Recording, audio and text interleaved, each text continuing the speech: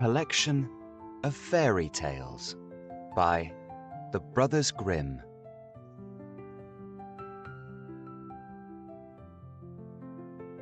Little Red Riding Hood. Once upon a time, there was a dear little girl who was loved by everyone who looked at her, but most of all by her grandmother, and there was nothing that she would not have given to the child. Once she gave her a little cape of red velvet, which suited her so well that she would never wear anything else. So she was always called Little Red Riding Hood. One day, her mother said to her, "Come, Little Red Riding Hood, here is a piece of cake and a bottle of wine. Take them to your grandmother. She is ill and weak, and they will do her good. Set out before it gets hot, and when you are going, walk nicely and quietly, and do not run off the path, or you may fall and break the bottle, and then your grandmother will get nothing. And when you go into her room, don't forget to say, 'Good morning,' and don't peep into every corner before you do it." "I will take great care," said Little Red Riding Hood to her mother, and gave her hand on it. The grandmother lived out in the wood, half a league from the village, and just as Little Red Riding Hood entered the wood, a wolf met her. Red Riding Hood did not know what a wicked creature he was, and was not at all afraid of him. "Good day, Little Red Riding Hood," said he. "Thank you, kindly wolf." "Whither away so early, Little Red Riding Hood?" "To my grandmother's." "What have you got in your apron?" "Cake and wine. Yesterday was baking day, so poor sick grandmother is to have something good to make her stronger." "Where does your grandmother live, Little Red Riding Hood?" "A good quarter of a league farther on in the wood. Her house stands under the 3 large oak trees. The nut trees are just below.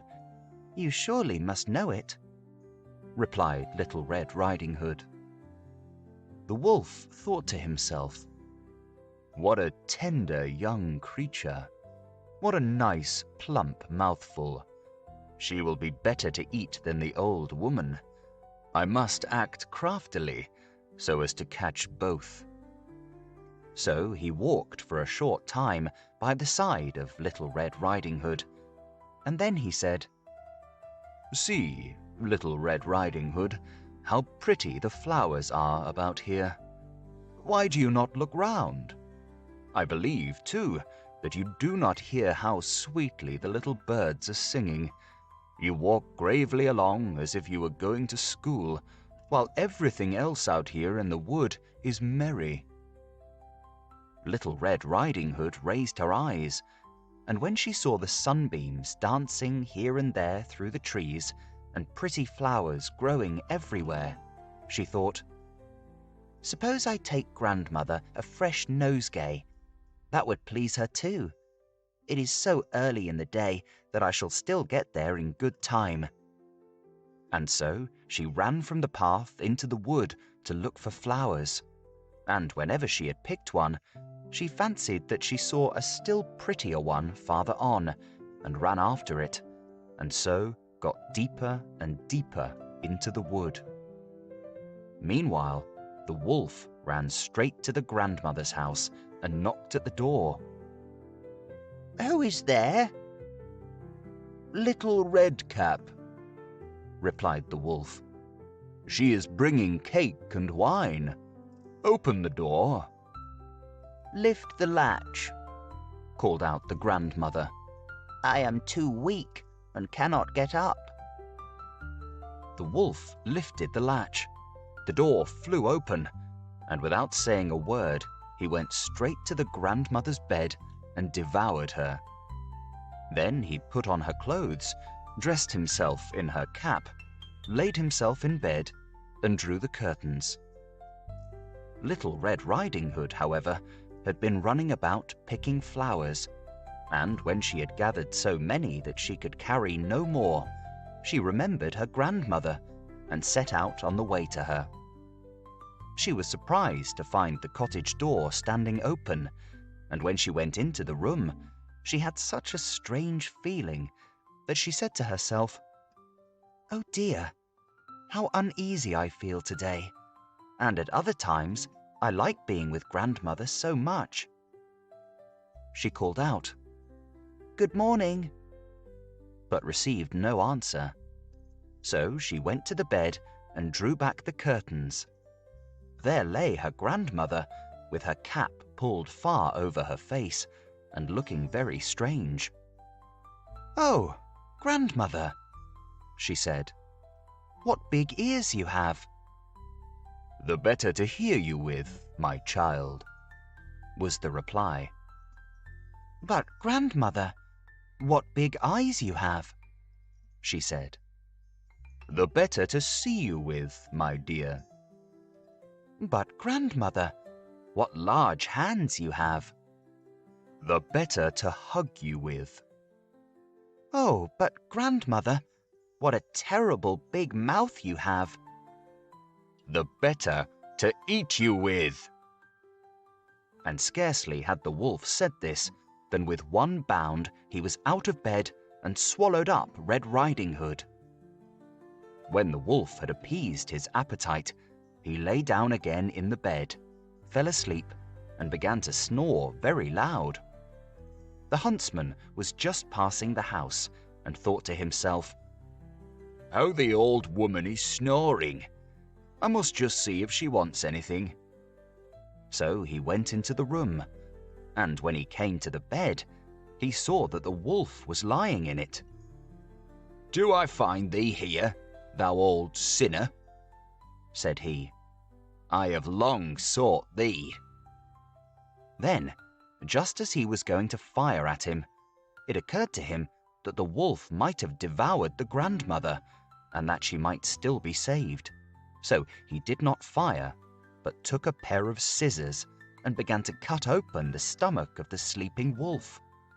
When he had made 2 snips, he saw the little red hood shining, and then he made 2 snips more, and the little girl sprang out, crying, "Ah, how frightened I have been! How dark it was inside the wolf!" And after that, the aged grandmother came out alive also, but scarcely able to breathe. Red Riding Hood, however, quickly fetched great stones, with which they filled the wolf's body, and when he awoke, he wanted to run away, but the stones were so heavy that he fell down at once, and fell dead. Then all 3 were delighted. The huntsman drew off the wolf's skin and went home with it. The grandmother ate the cake and drank the wine which Red Riding Hood had brought, and revived. But Red Riding Hood thought to herself, "As long as I live, I will never by myself leave the path to run into the wood, when my mother has forbidden me to do so."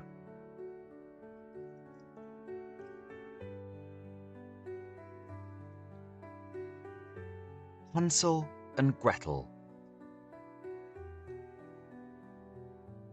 Hard by a great forest dwelt a poor woodcutter with his wife and his 2 children.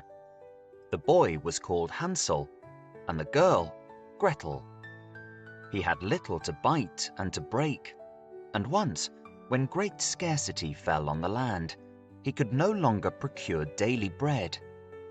Now when he thought over this by night in his bed, and tossed about in his anxiety, he groaned and said to his wife, "What is to become of us? How are we to feed our poor children when we no longer have anything even for ourselves?" "I'll tell you what, husband," answered the woman. "Early tomorrow morning we will take the children out into the forest to where it is the thickest. There we will light a fire for them and give each of them 1 piece of bread more, and then we will go to our work and leave them alone. They will not find the way home again, and we shall be rid of them." "No, wife," said the man. "I will not do that. How can I bear to leave my children alone in the forest? The wild animals would soon come and tear them to pieces." "Oh, thou fool," said she. "Then we must all four die of hunger. Thou mayest as well plane the planks for our coffins." And she left him no peace until he consented. "But I feel very sorry for the poor children all the same," said the man. The two children had also not been able to sleep for hunger, and had heard what their stepmother had said to their father. Gretel wept bitter tears and said to Hansel, "Now all is over with us." "Be quiet, Gretel," said Hansel. "Do not distress thyself. I will soon find a way to help us." And when the old folks had fallen asleep, he got up, put on his little coat, opened the door below, and crept outside. The moon shone brightly, and the white pebbles which lay in front of the house glittered like real silver pennies. Hansel stooped and put as many of them in the little pocket of his coat as he could possibly get in. Then he went back and said to Gretel, "Be comforted, dear little sister, and sleep in peace. God will not forsake us." And he lay down again in his bed. When day dawned, but before the sun had risen, the woman came and awoke the two children, saying, "Get up, you sluggards. We are going into the forest to fetch wood." She gave each a little piece of bread and said, "There is something for your dinner, but do not eat it up before then, for you will get nothing else." Gretel took the bread under her apron, as Hansel had the stones in his pocket. Then they all set out together on the way to the forest. When they had walked a short time, Hansel stood still and peeked back at the house, and did so again and again. His father said, "Hansel, what art thou looking at there and staying behind for? Mind what thou art about, and do not forget how to use thy legs."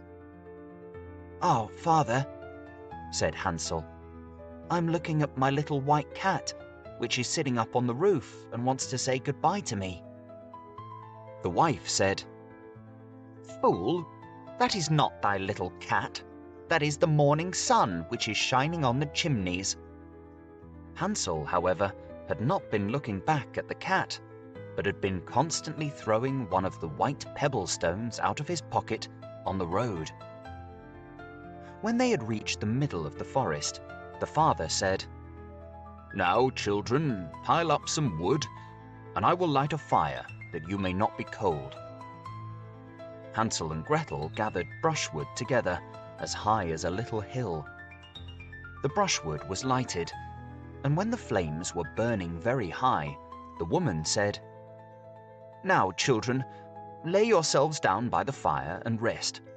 We will go into the forest and cut some wood. When we have done, we will come back and fetch you away." Hansel and Gretel sat by the fire, and when noon came, each ate a little piece of bread, and as they heard the strokes of the wood axe, they believed that their father was near. It was not, however, the axe.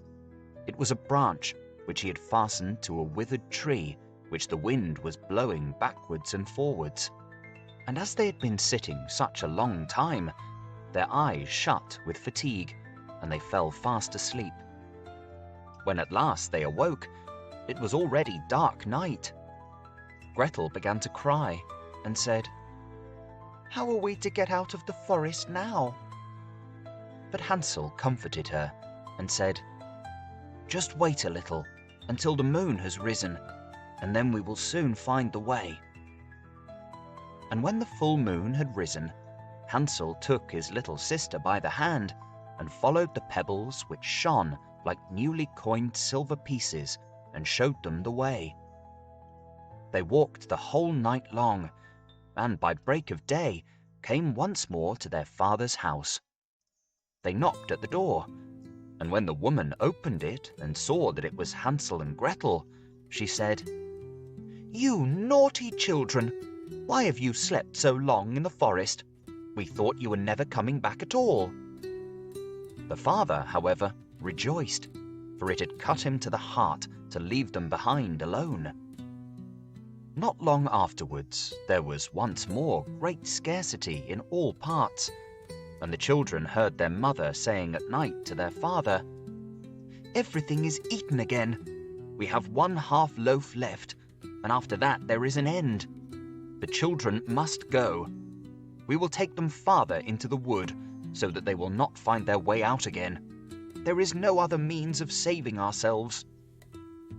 The man's heart was heavy, and he thought, "It would be better for thee to share the last mouthful with thy children." The woman, however, would listen to nothing that he had to say, but scolded and reproached him. He who says A must say B likewise, and as he had yielded the first time, he had to do so a second time also. The children were, however, still awake, and had heard the conversation. When the old folks were asleep, Hansel again got up, and wanted to go out and pick up pebbles, as he had done before. But the woman had locked the door, and Hansel could not get out. Nevertheless, he comforted his little sister, and said, "Do not cry, Gretel. Go to sleep quietly. The good God will help us." Early in the morning came the woman, and took the children out of their beds. Their bit of bread was given to them, but it was still smaller than the time before. On the way into the forest, Hansel crumbled his in his pocket, and often stood still and threw a morsel on the ground. "Hansel, why dost thou stop and look round?" said the father. "Go on." "I'm looking back at my little pigeon, which is sitting on the roof and wants to say goodbye to me," answered Hansel. "Simpleton," said the woman, "that is not thy little pigeon, that is the morning sun that is shining on the chimney." Hansel, however, little by little, threw all the crumbs on the path. The woman led the children still deeper into the forest, where they had never in their lives been before. Then a great fire was again made, and the mother said, "Just sit there, you children, and when you are tired you may sleep a little. We are going into the forest to cut wood, and in the evening, when we are done, we will come and fetch you away." When it was noon, Gretel shared her piece of bread with Hansel, who had scattered his by the way. Then they fell asleep, and evening came and went, but no one came to the poor children. They did not awake until it was dark night, and Hansel comforted his little sister and said, "Just wait, Gretel, until the moon rises, and then we shall see the crumbs of bread which I have strewn about. They will show us our way home again." When the moon came, they set out, but they found no crumbs, for the many thousands of birds which fly about in the woods and fields had picked them all up. Hansel said to Gretel, "We shall soon find the way." But they did not find it. They walked the whole night, and all the next day too, from morning till evening, but they did not get out of the forest, and were very hungry, for they had nothing to eat but 2 or 3 berries which grew on the ground. And as they were so weary that their legs would carry them no longer, they lay down beneath a tree and fell asleep. It was now 3 mornings since they had left their father's house. They began to walk again, but they always got deeper into the forest, and if help did not come soon, they must die of hunger and weariness. When it was midday, they saw a beautiful snow-white bird sitting on a bough, which sang so delightfully that they stood still and listened to it. And when it had finished its song, it spread its wings and flew away before them, and they followed it until they reached a little house, on the roof of which it alighted. And when they came quite up to the little house, they saw that it was built of bread and covered with cakes, but that the windows were of clear sugar. "We will set to work on that," said Hansel, "and have a good meal. I will eat a bit of the roof, and thou, Gretel, canst eat some of the window. It will taste sweet."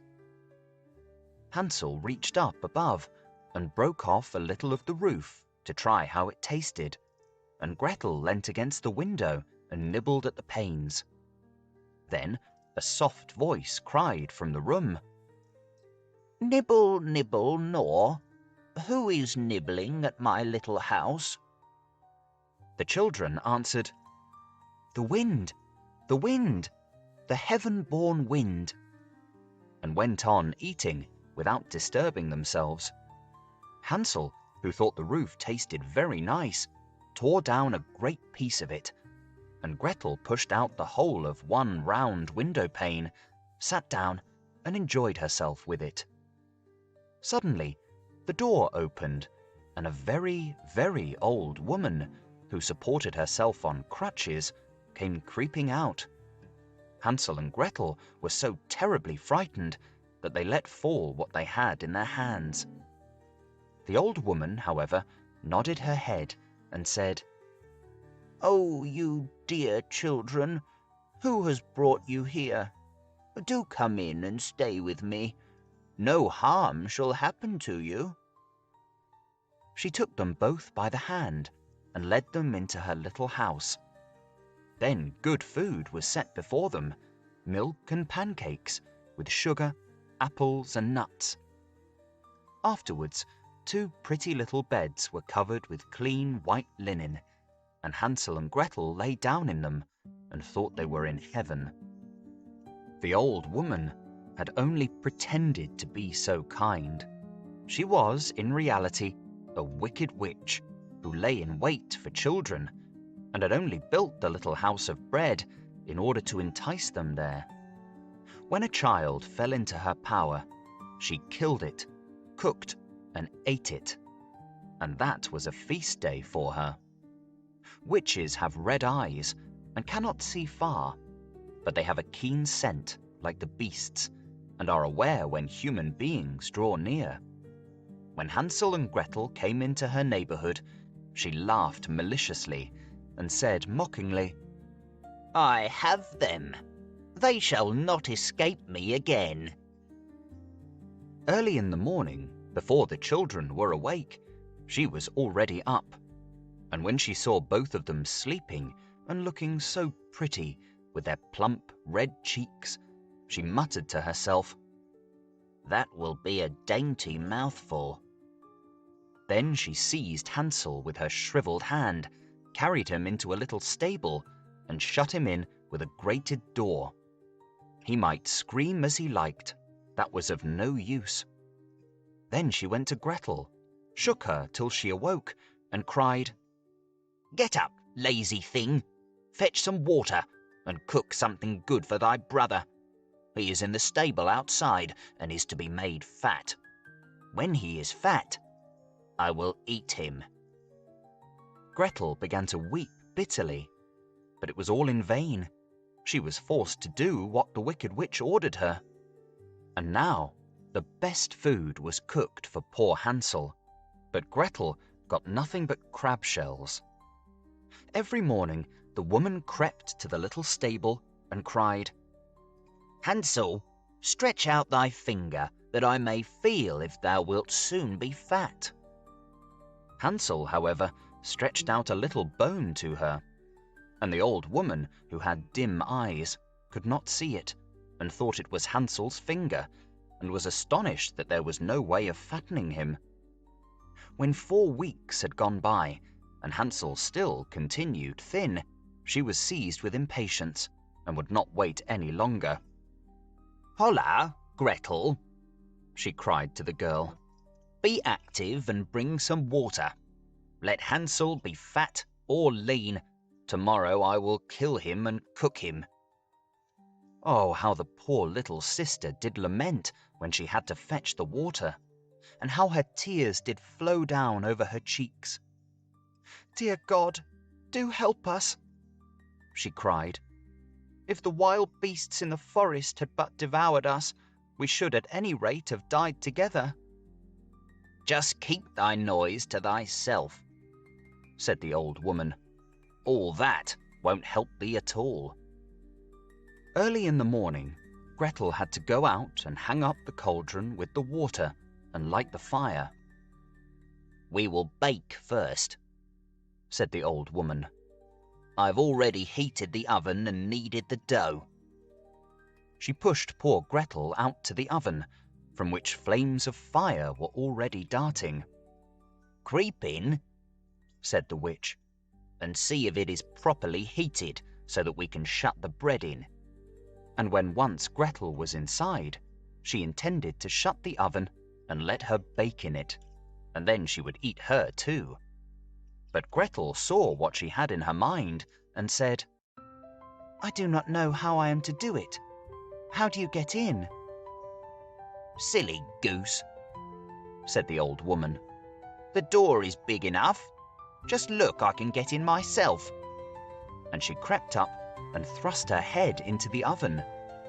Then Gretel gave her a push that drove her far into it and shut the iron door and fastened the bolt.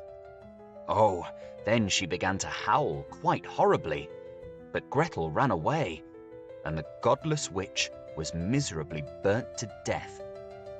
Gretel, however, ran like lightning to Hansel, opened his little stable, and cried, "Hansel, we are saved! The old witch is dead!" Then Hansel sprang out like a bird from its cage when the door is opened for it.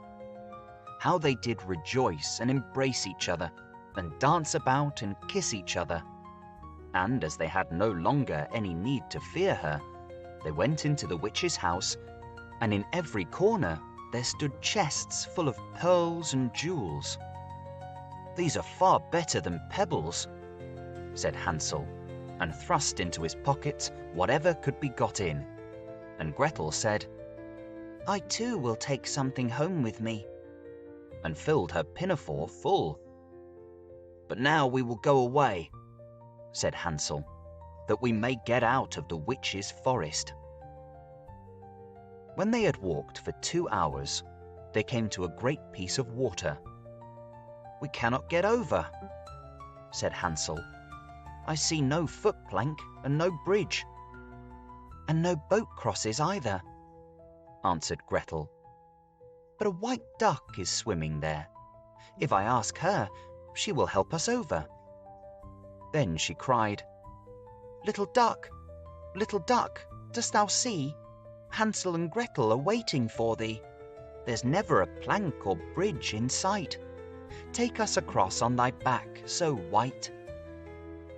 The duck came to them, and Hansel seated himself on its back and told his sister to sit by him. "No," replied Gretel, "that will be too heavy for the little duck. She shall take us across one after the other." The good little duck did so, and when they were once safely across and had walked for a short time, the forest seemed to be more and more familiar to them, and at length they saw from afar their father's house. Then they began to run, rushed into the parlour, and threw themselves into their father's arms. The man had not known one happy hour since he had left the children in the forest. The woman, however, was dead. Gretel emptied her pinafore until pearls and precious stones ran about the room, and Hansel threw one handful after another out of his pocket to add to them.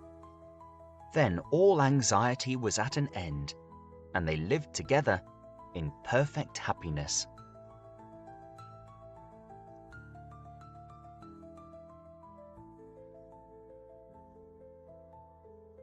Cinderella.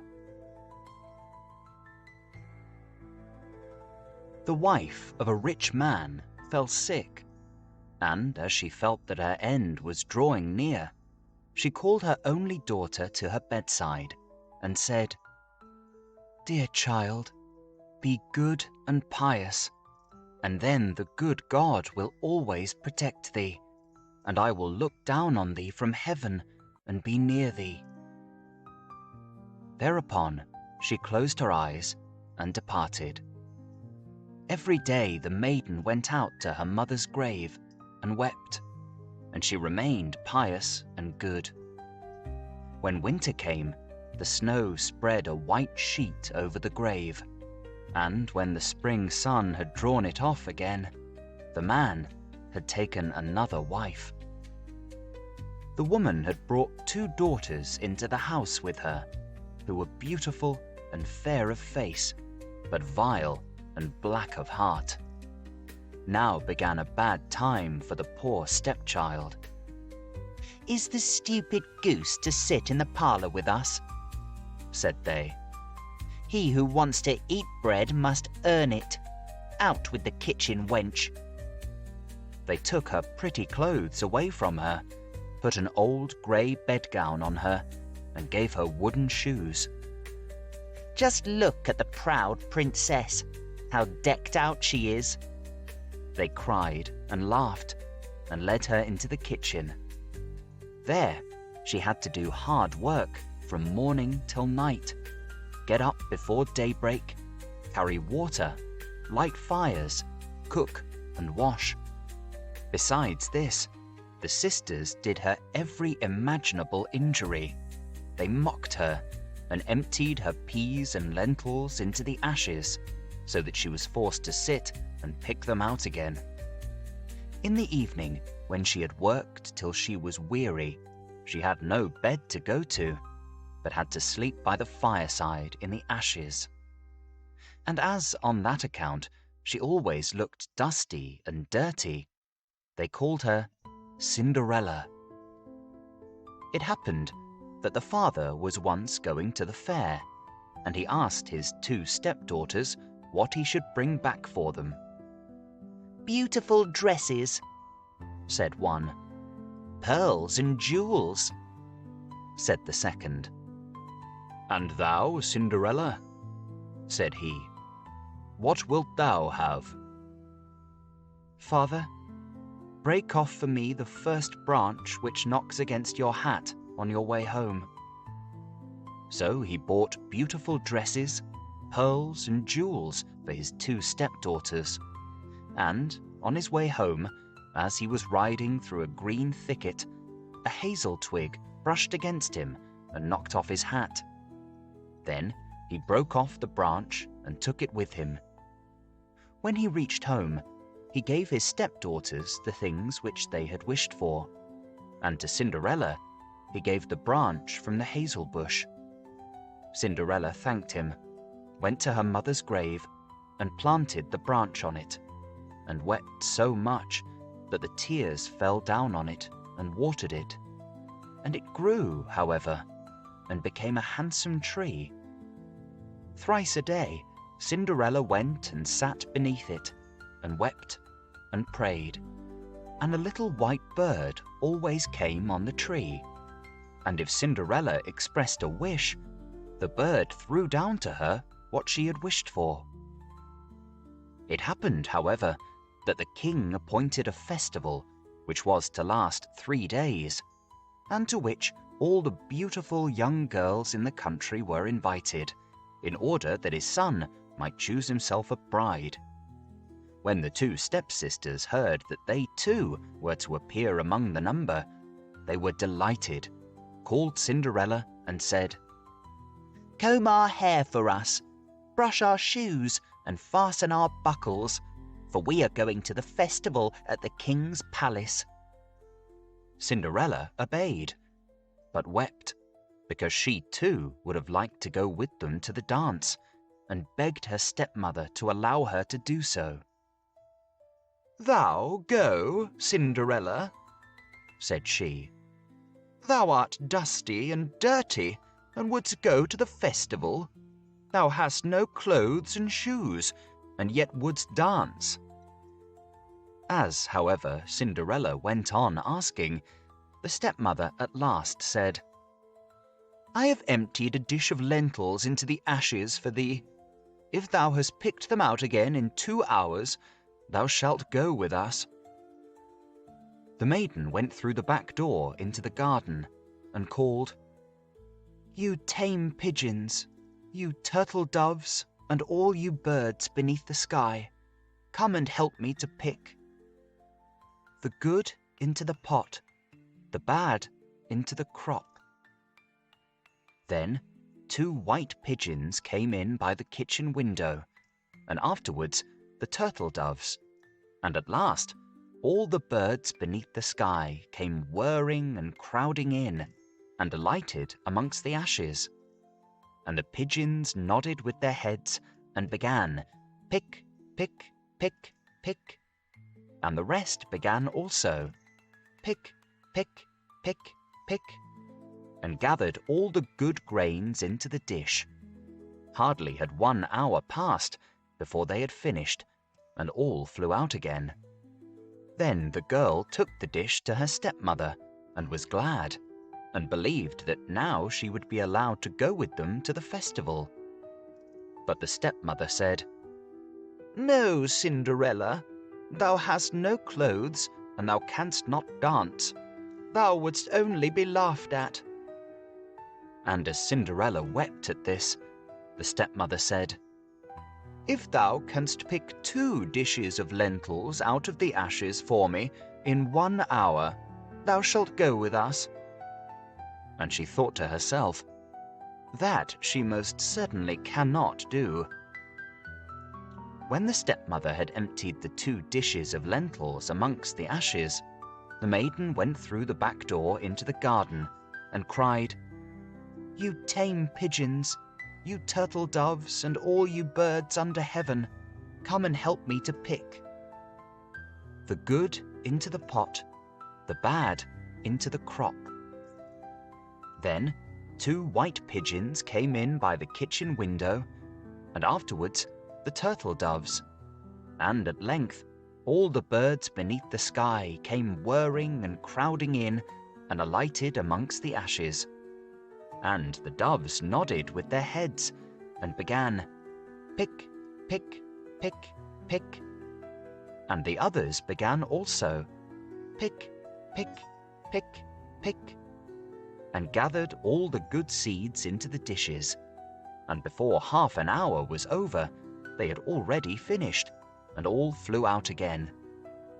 Then the maiden carried the dishes to the stepmother, and was delighted, and believed that she might now go with them to the festival. But the stepmother said, "All this will not help thee. Thou goest not with us, for thou hast no clothes and canst not dance. We should be ashamed of thee." On this, she turned her back on Cinderella and hurried away with her 2 proud daughters. As no one was now at home, Cinderella went to her mother's grave beneath the hazel tree and cried, "Shiver and quiver, little tree, silver and gold throw down over me." Then the bird threw a gold and silver dress down to her, and slippers embroidered with silk and silver. She put on the dress with all speed and went to the festival. Her stepsisters and the stepmother, however, did not know her, and thought she must be a foreign princess, for she looked so beautiful in the golden dress. They never once thought of Cinderella, and believed that she was sitting at home in the dirt, picking lentils out of the ashes. The prince went to meet her, took her by the hand, and danced with her. He would dance with no other maiden, and never left loose of her hand. And if anyone else came to invite her, he said, "This is my partner." She danced till it was evening, and then she wanted to go home. But the king's son said, "I will go with thee, and bear thee company," for he wished to see to whom the beautiful maiden belonged. She escaped from him, however, and sprang into the pigeon house. The king's son waited until her father came, and then he told him that the stranger maiden had leapt into the pigeon house. The old man thought, "Can it be Cinderella?" and they had to bring him an axe and a pickaxe that he might hew the pigeon house to pieces. But no one was inside it. And when they got home, Cinderella lay in her dirty clothes among the ashes, and a dim little oil lamp was burning on the mantelpiece.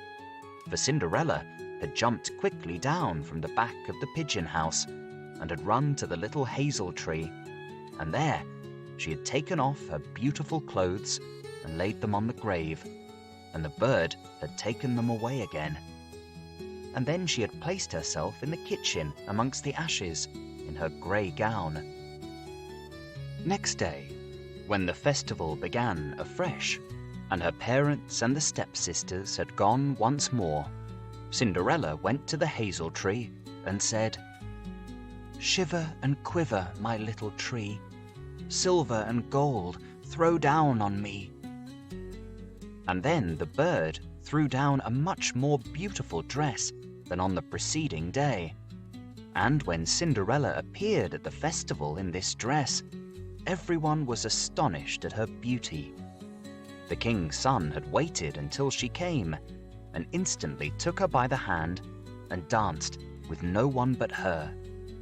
When others came and invited her, he said, "She is my partner." When evening came, she wished to leave, and the king's son followed her and wanted to see into which house she went. But she sprang away from him and into the garden behind the house. Therein stood a beautiful tall tree, on which hung the most magnificent pears. She clambered so nimbly between the branches, like a squirrel, that the king's son did not know where she was gone. He waited until her father came and said to him, "The stranger maiden has escaped from me, and I believe she has climbed up the pear tree." The father thought, "Can it be Cinderella?" and had an axe brought and cut the tree down, but no one was on it. And when they had got into the kitchen, Cinderella lay there amongst the ashes as usual, for she had jumped down on the other side of the tree, had taken the beautiful dress to the bird on the little hazel tree, and put on her grey gown. On the third day, when the parents and sisters had gone away, Cinderella went once more to her mother's grave, and said to the little tree, "Shiver and quiver, my little tree, silver and gold throw down over me." And now the bird threw down to her a dress which was more splendid and magnificent than any she had yet had, and the slippers were golden. And when she went to the festival in the dress, no one knew how to speak for astonishment. The king's son danced with her only, and if anyone invited her to dance, he said, "She is my partner." When evening came, Cinderella wished to leave, and the king's son was anxious to go with her, but she escaped from him so quickly that he could not follow her. The king's son had, however, used a stratagem, and had caused the whole staircase to be smeared with pitch. And there, when she ran down, had the maiden's left slipper remained sticking. The king's son picked it up, and it was small and dainty and all golden. Next morning, he went with it to the father and said to him, "No one shall be my wife but she whose foot this golden slipper fits." Then were the two sisters glad, for they had pretty feet. The eldest went with the shoe into her room and wanted to try it on, and her mother stood by. But she could not get her big toe into it, and the shoe was too small for her. Then her mother gave her a knife and said, "Cut the toe off. When thou art queen, thou wilt have no more need to go on foot." The maiden cut the toe off, forced the foot into the shoe, swallowed the pain, and went out to the king's son. Then he took her on his horse as his bride and rode away with her. They were, however, obliged to pass the grave, and there, on the hazel tree, sat the two pigeons and cried, "Turn and peep, turn and peep, there's blood within the shoe. The shoe it is too small for her, the true bride waits for you." Then he looked at her foot and saw how the blood was streaming from it. He turned his horse round and took the false bride home again, and said she was not the true one, and that the other sister was to put the shoe on. Then this one went into her chamber and got her toes safely into the shoe, but her heel was too large. So her mother gave her a knife and said, "Cut a bit off thy heel. When thou art queen, thou wilt have no more need to go on foot." The maiden cut a bit off her heel, forced her foot into the shoe, swallowed the pain, and went out to the king's son. He took her on his horse as his bride and rode away with her. But when they passed by the hazel tree, two little pigeons sat on it and cried, "Turn and peep, turn and peep, there's blood within the shoe. The shoe it is too small for her, the true bride waits for you." He looked down at her foot and saw how the blood was running out of her shoe, how it had stained her white stocking. Then he turned his horse and took the false bride home again. "This also is not the right one," said he. "Have you no other daughter?" "No," said the man. "there is still a little stunted kitchen wench, which my late wife left behind her, but she cannot possibly be the bride."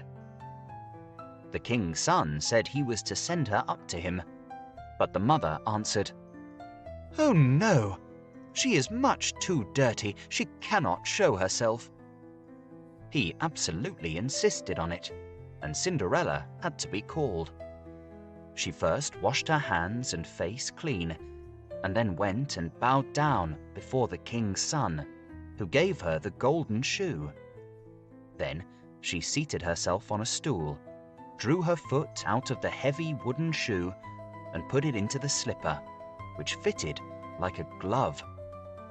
And when she rose up, and the king's son looked at her face, he recognized the beautiful maiden who had danced with him, and cried, "That is the true bride." The stepmother and two sisters were terrified and became pale with rage. He, however, took Cinderella on his horse and rode away with her. As they passed by the hazel tree, the two white doves cried, "Turn and peep, turn and peep, no blood is in the shoe. The shoe is not too small for her, the true bride rides with you." And when they had cried that, the two came flying down and placed themselves on Cinderella's shoulders, one on the right, the other on the left, and remained sitting there. When the wedding with the king's son had to be celebrated, the two false sisters came and wanted to get into favor with Cinderella and share her good fortune. When the betrothed couple went to church, the elder was at the right side and the younger at the left, and the pigeons pecked out one eye of each of them. Afterwards, as they came back, the elder was at the left and the younger at the right, and then the pigeons pecked out the other eye of each. And thus, for their wickedness and falsehood, they were punished with blindness as long as they lived.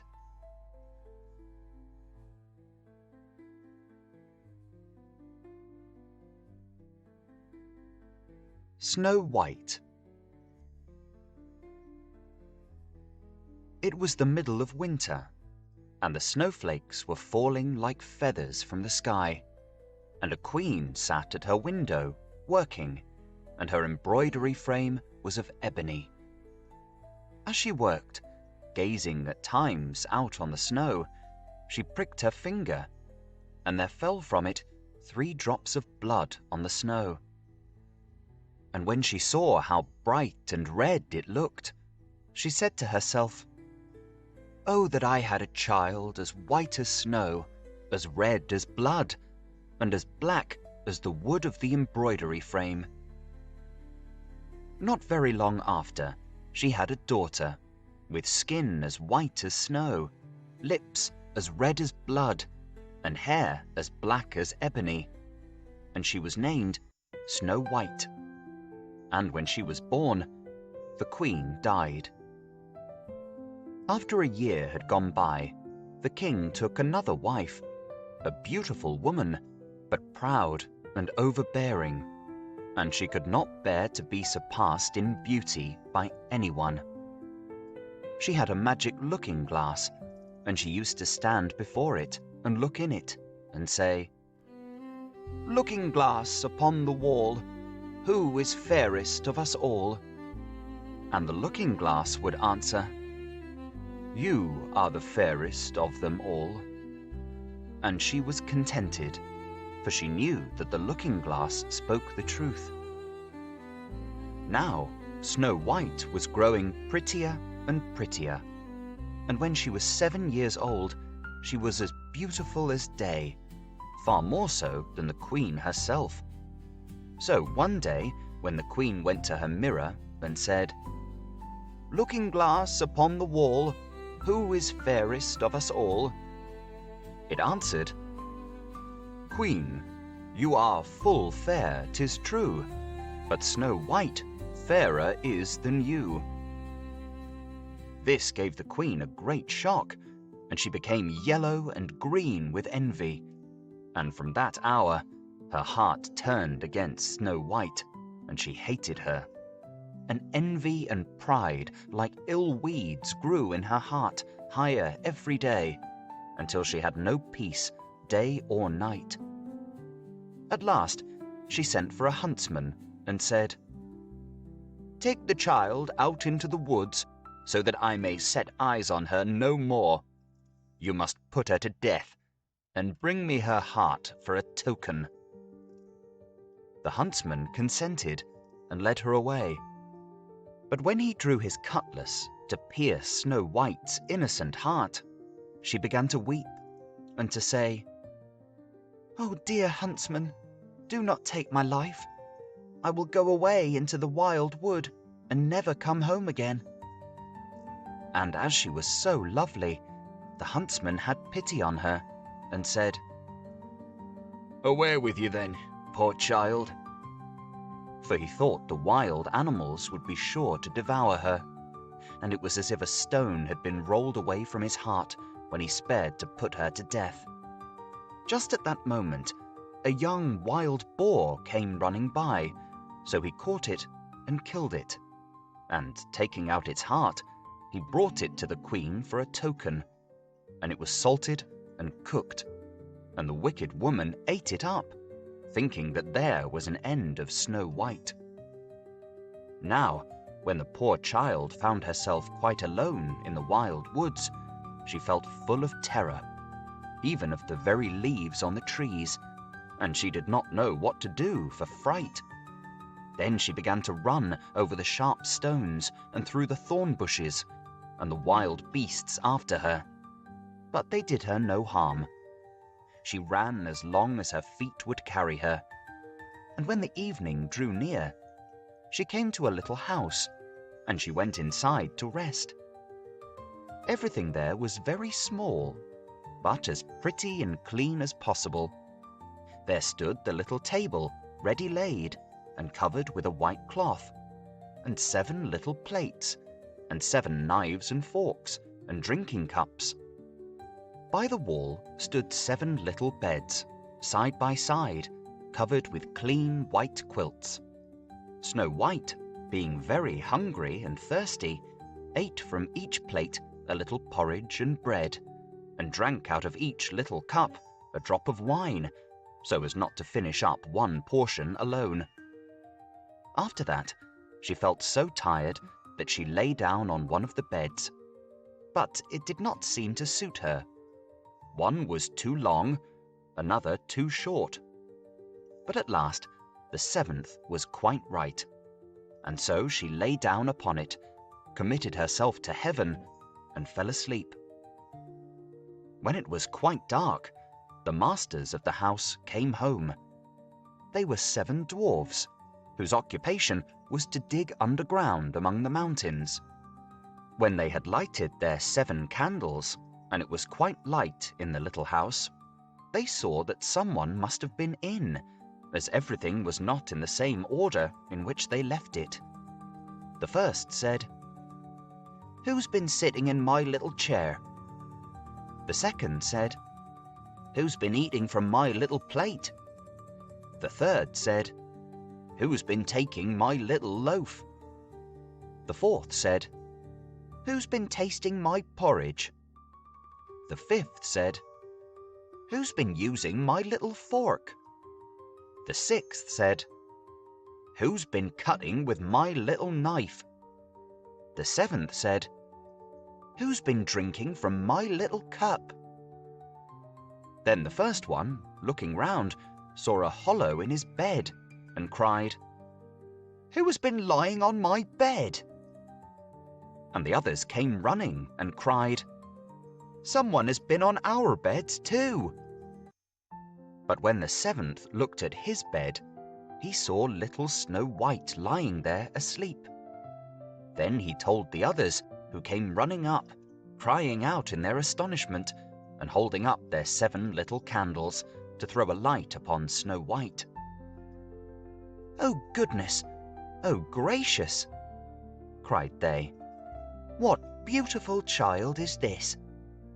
And were so full of joy to see her that they did not wake her, but let her sleep on. And the 7th dwarf slept with his comrades, an hour at a time with each, until the night had passed. When it was morning, and Snow White awoke and saw the 7 dwarfs, she was very frightened. But they seemed quite friendly, and asked her what her name was, and she told them. And then they asked how she came to be in their house. And she related to them how her stepmother had wished her to be put to death, and how the huntsman had spared her life, and how she had run the whole day long, until at last she had found their little house. Then the dwarf said, "If you will keep our house for us, and cook and wash, and make the beds, and sew and knit, and keep everything tidy and clean, you may stay with us, and you shall lack nothing." "With all my heart," said Snow White. And so she stayed, and kept the house in good order. In the morning, the dwarfs went to the mountain to dig for gold.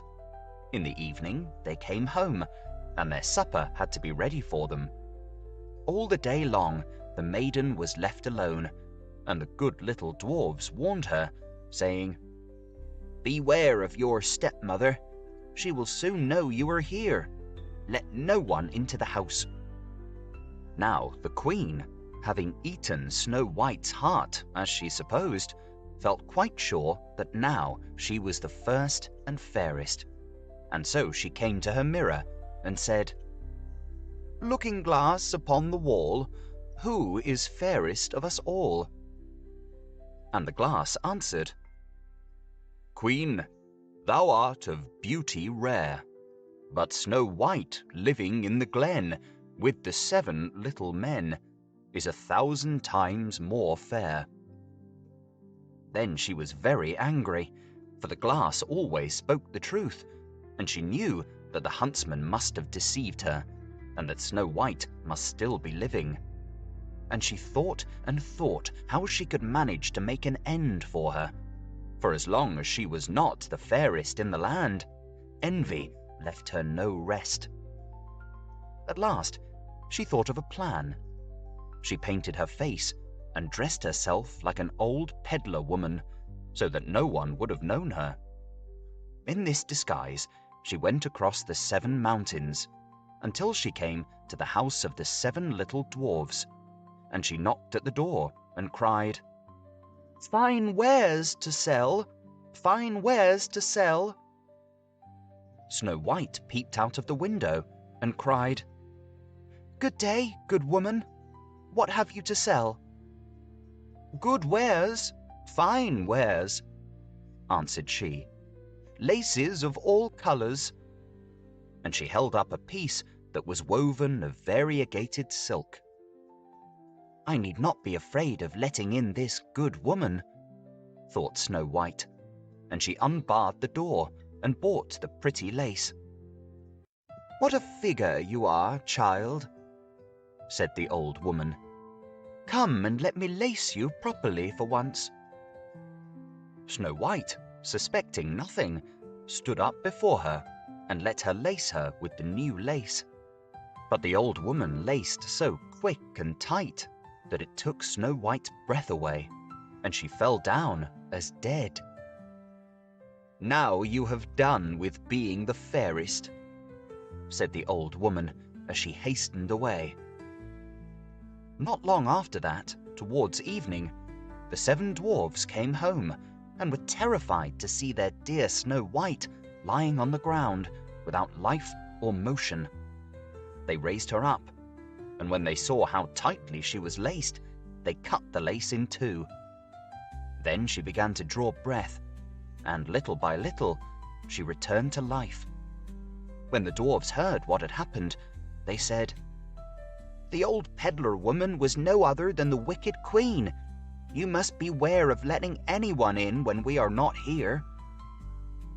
And when the wicked woman got home, she went to her glass and said, "Looking glass against the wall, who is fairest of us all?" And it answered as before, "Queen, thou art of beauty rare, but Snow White living in the glen with the 7 little men is 1,000 times more fair." When she heard that, she was so struck with surprise that all the blood left her heart, for she knew that Snow White must still be living. "But now," said she, "I will think of something that will be her ruin." And by witchcraft she made a poisoned comb. Then she dressed herself up to look like another different sort of old woman. So she went across the 7 mountains, and she came to the house of the 7 dwarfs, and knocked at the door, and cried, "Good wares to sell, good wares to sell."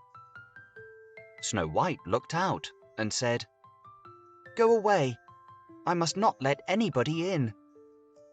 "But you are not forbidden to look," said the old woman, taking out the poisoned comb and holding it up. It pleased the poor child so much that she was tempted to open the door, and when the bargain was made, the old woman said, "Now, for once, your hair shall be properly combed." Poor Snow White, thinking no harm, let the old woman do as she would. But no sooner was the comb put in her hair than the poison began to work, and the poor girl fell down senseless. "Now, you paragon of beauty," said the wicked woman, "this is the end of you," and went off. By good luck, it was now near evening, and the 7 little dwarfs came home.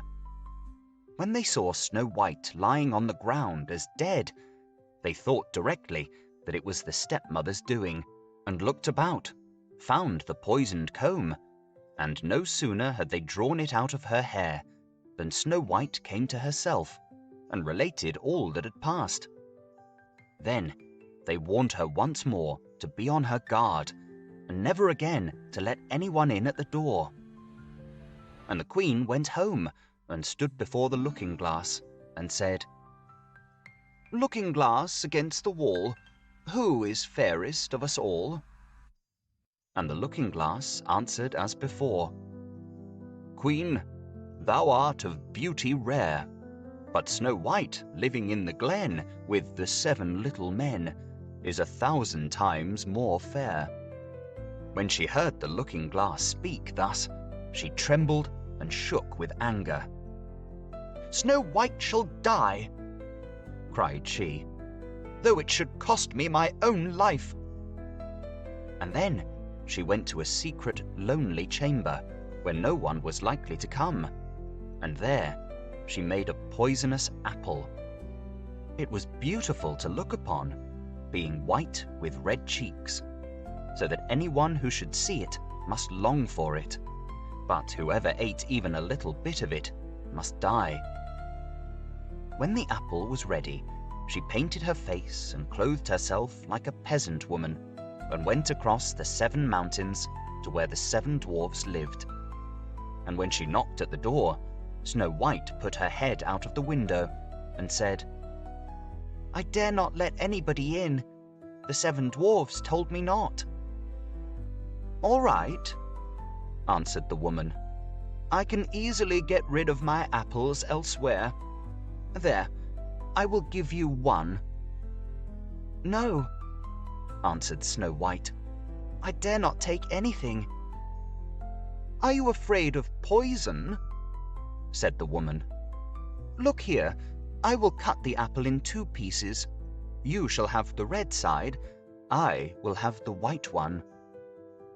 For the apple was so cunningly made that all the poison was in the rosy half of it.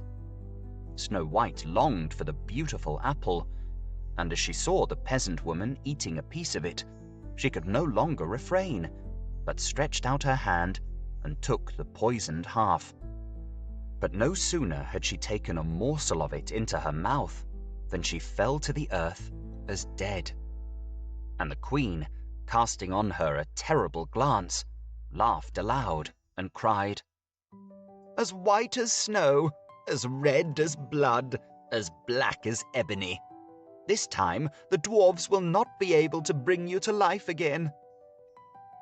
And when she went home and asked the looking-glass, "Looking glass against the wall, who is the fairest of us all?" At last it answered, "You are the fairest now of all." Then her envious heart had peace, as much as an envious heart can have. The dwarfs, when they came home in the evening, found Snow White lying on the ground, and there came no breath out of her mouth, and she was dead. They lifted her up, sought if anything poisonous was to be found, cut her laces, combed her hair, washed her with water and wine, but all was of no avail. The poor child was dead, and remained dead. Then they laid her on a bed, and sat all 7 of them round it, and wept and lamented 3 whole days. And then they would have buried her, but that she looked still as if she were living, with her beautiful blooming cheeks. So they said, "We cannot hide her away in the black ground." And they had made a coffin of clear glass, so as to be looked into from all sides, and they laid her in it, and wrote in golden letters upon it her name, and that she was a king's daughter. Then they set the coffin out upon the mountain, and one of them always remained by it to watch. And the birds came too, and mourned for Snow White, first an owl, then a raven, and lastly a dove. Now for a long while Snow White lay in the coffin, and never changed, but looked as if she were asleep, for she was still as white as snow, as red as blood, and her hair was as black as ebony. It happened, however, that one day a king's son rode through the wood, and up to the dwarf's house, which was near it. He saw on the mountain the coffin, and beautiful Snow White within it, and he read what was written in gold letters upon it. Then he said to the dwarfs, "Let me have the coffin, and I will give you whatever you like to ask for it." But the dwarfs told him that they could not part with it for all the gold in the world. But he said, "I beseech you to give it me, for I cannot live without looking upon Snow White. If you consent, I will bring you to great honor and care for you as if you were my brethren." When he so spoke, the good little dwarfs had pity upon him and gave him the coffin. And the king's son called his servants and bid them carry it away on their shoulders. Now it happened that as they were going along, they stumbled over a bush, and with the shaking, the bit of poisoned apple flew out of her throat. It was not long before she opened her eyes, threw up the cover of the coffin, and sat up, alive and well. "Oh dear, where am I?" cried she. The king's son answered, full of joy, "You are near me." and, relating all that had happened, he said, "I would rather have you than anything in the world. Come with me to my father's castle, and you shall be my bride." And Snow White was kind and went with him, and their wedding was held with pomp and great splendor. But Snow White's wicked stepmother was also bidden to the feast, and when she had dressed herself in beautiful clothes, she went to her looking-glass and said, "Looking-glass upon the wall, who is fairest of us all?" The looking-glass answered, "O Queen, although you are of beauty rare, the young bride is 1,000 times more fair." Then she railed and cursed, and was beside herself with disappointment and anger. First, she thought she would not go to the wedding, but then she felt she should have no peace until she went and saw the bride. And when she saw her, she knew her for Snow White, and could not stir from the place for anger and terror. For iron slippers had already been put on the fire, and they were brought in with tongs and set before her, and the queen was forced to put them on and dance until she fell down dead.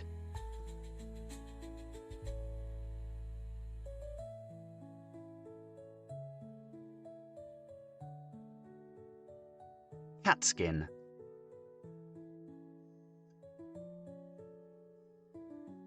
There was once a king whose queen had hair of the purest gold, and was so beautiful that her match was not to be met with on the whole face of the earth.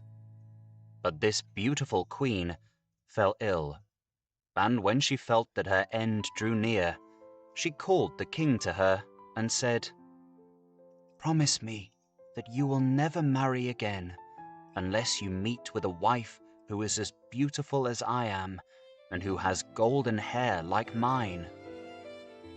Then, when the king in his grief promised all she asked, she shut her eyes and died. But the king was not to be comforted, and for a long time never thought of taking another wife. At last, however, his wise men said, "This will not do. The king must marry again that we may have a queen." So messengers were sent far and wide to seek for a bride as beautiful as the late queen. But there was no princess in the world so beautiful, and if there had been, still there was not one to be found who had golden hair. So the messengers came home, and had had all their trouble for nothing. Now the king had a daughter who was just as beautiful as her mother, and had the same golden hair. And when she was grown up, the king looked at her and saw that she was just like this late queen. Then he said to his courtiers, "May I not marry my daughter? She is the very image of my dead wife. Unless I have her, I shall not find any bride upon the whole earth, and you say there must be a queen." When the courtiers heard this, they were shocked, and said, "Heaven forbid that a father should marry his daughter. Out of so great a sin no good can come." And his daughter was also shocked, but hoped the king would soon give up such thoughts. So she said to him, "Before I marry anyone, I must have 3 dresses. One must be of gold, like the sun. Another must be of shining silver, like the moon. And a third must be dazzling as the stars. Besides this, I want a mantle of 1,000 different kinds of fur put together, to which every beast in the kingdom must give a part of his skin. And thus she thought he would think of the matter no more. But the king made the most skillful workman in his kingdom weave the 3 dresses, one golden like the sun, another silvery like the moon, and a third sparkling like the stars. And his hunters were told to hunt out all the beasts in his kingdom, and to take the finest fur out of their skins. And thus a mantle of 1,000 furs was made. When all were ready, the king sent them to her. But she got up in the night when all were asleep, and took 3 of her trinkets, a golden ring, a golden necklace, and a golden brooch, and packed the 3 dresses of the sun, the moon, and the stars up in a nutshell, and wrapped herself up in the mantle made of all sorts of fur, and besmeared her face and hands with soot. Then she threw herself upon heaven for help in her need, and went away, and journeyed on the whole night, till at last she came to a large wood. As she was very tired, she sat herself down in the hollow of a tree, and soon fell asleep. And there she slept on till it was midday. Now, as the king to whom the wood belonged was hunting in it, his dogs came to the tree, and began to snuff about, and run round and round, and bark. "Look sharp," said the king to the huntsman, "and see what sort of game lies there." And the huntsman went up to the tree, and when they came back again, said, "In the hollow tree there lies a most wonderful beast, such as we never saw before. Its skin seems to be of 1,000 kinds of fur, but there it lies fast asleep." "See," said the king, "if you can catch it alive, and we will take it with us." So the huntsman took it up, and the maiden awoke and was greatly frightened, and said, "I am a poor child that has neither father nor mother left. Have pity on me, and take me with you." Then they said, "Yes, Miss Catskin, you will do for the kitchen. You can sweep up the ashes and do things of that sort." So they put her into the coach, and took her home to the king's palace. Then they showed her a little corner under the staircase, where no light of day ever peeped in, and said, "Catskin, you may lie and sleep there." And she was sent into the kitchen, and made to fetch wood and water, to blow the fire, pluck the poultry, pick the herbs, sift the ashes, and do all the dirty work.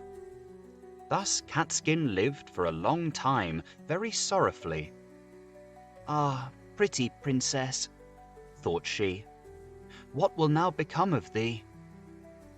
But it happened one day that a feast was to be held in the king's castle, so she said to the cook, "May I go up a little while and see what is going on? I will take care and stand behind the door." And the cook said, "Yes, you may go, but be back again in half an hour's time to rake out the ashes."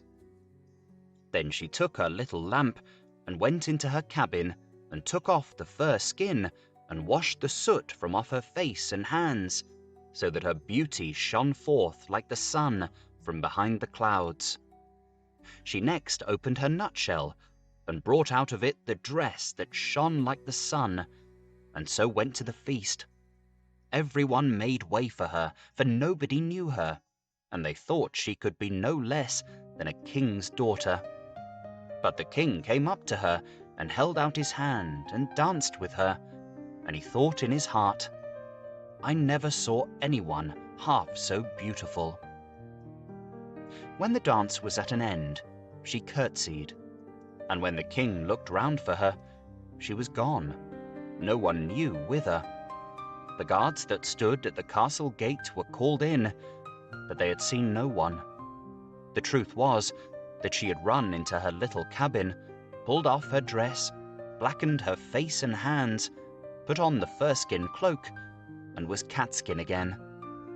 When she went into the kitchen to her work and began to rake the ashes, the cook said, "Let that alone till the morning, and heat the king's soup. I should like to run up now and give a peep, but take care you don't let a hair fall into it, or you will run a chance of never eating again." As soon as the cook went away, Catskin heated the king's soup and toasted a slice of bread first, as nicely as ever she could. And when it was ready, she went and looked in the cabin for her little golden ring, and put it into the dish in which the soup was. When the dance was over, the king ordered his soup to be brought in, and it pleased him so well that he thought he had never tasted any so good before. At the bottom, he saw a gold ring lying, and as he could not make out how it had got there, he ordered the cook to be sent for. The cook was frightened when he heard the order, and said to Catskin, "You must have let a hair fall into the soup.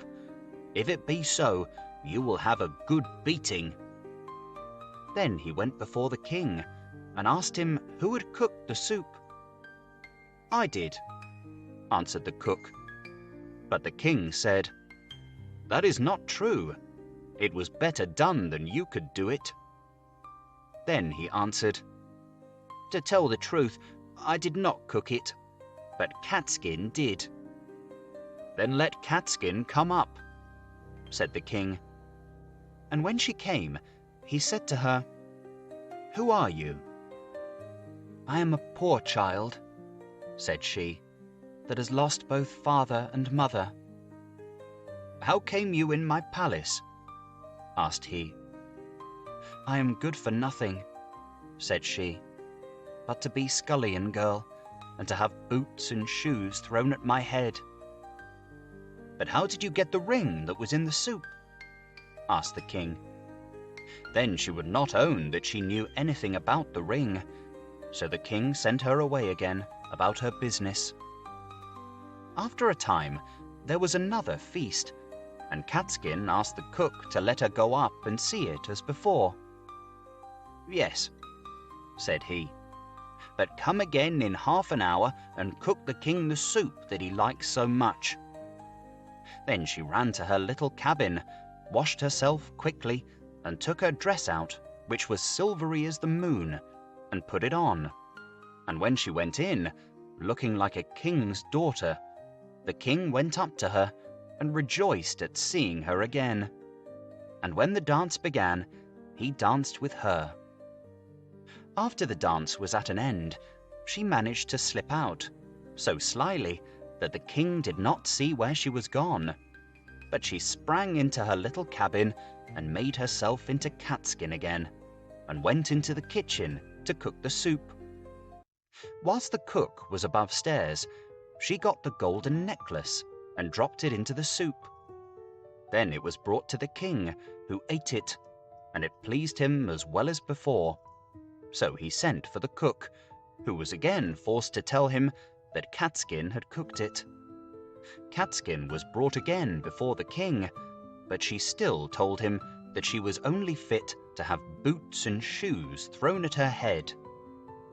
But when the king had ordered a feast to be got ready for a third time, it happened just the same as before. "You must be a witch, Catskin," said the cook, "for you always put something into your soup so that it pleases the king better than mine." However, he let her go up as before. Then she put on her dress, which sparkled like the stars, and went into the ballroom in it.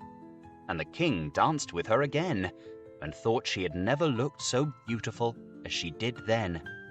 So, whilst he was dancing with her, he put a gold ring on her finger without her seeing it, and ordered that the dance should be kept up a long time.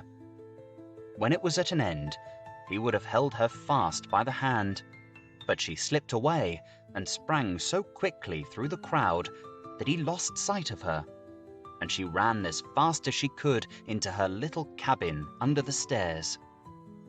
But this time she kept away too long, and stayed beyond the half hour, so she had not time to take off her fine dress, and threw her fur mantle over it, and in her haste did not blacken herself all over with soot, but left one of her fingers white. Then she ran into the kitchen and cooked the king's soup, and as soon as the cook was gone, she put the golden brooch into the dish. When the king got to the bottom, he ordered Catskin to be called once more, and soon saw the white finger and the ring that he had put on it whilst they were dancing. So he seized her hand and kept fast hold of it, and when she wanted to loose herself and spring away, the fur cloak fell off a little on one side, and the starry dress sparkled underneath it. Then he got hold of the fur and tore it off, and her golden hair and beautiful form were seen, and she could no longer hide herself. So she washed the soot and ashes from her face, and showed herself to be the most beautiful princess upon the face of the earth. But the king said, "You are my beloved bride, and we will never more be parted from each other." And the wedding feast was held, and a merry day it was, as ever was heard of or seen in that country, or indeed in any other.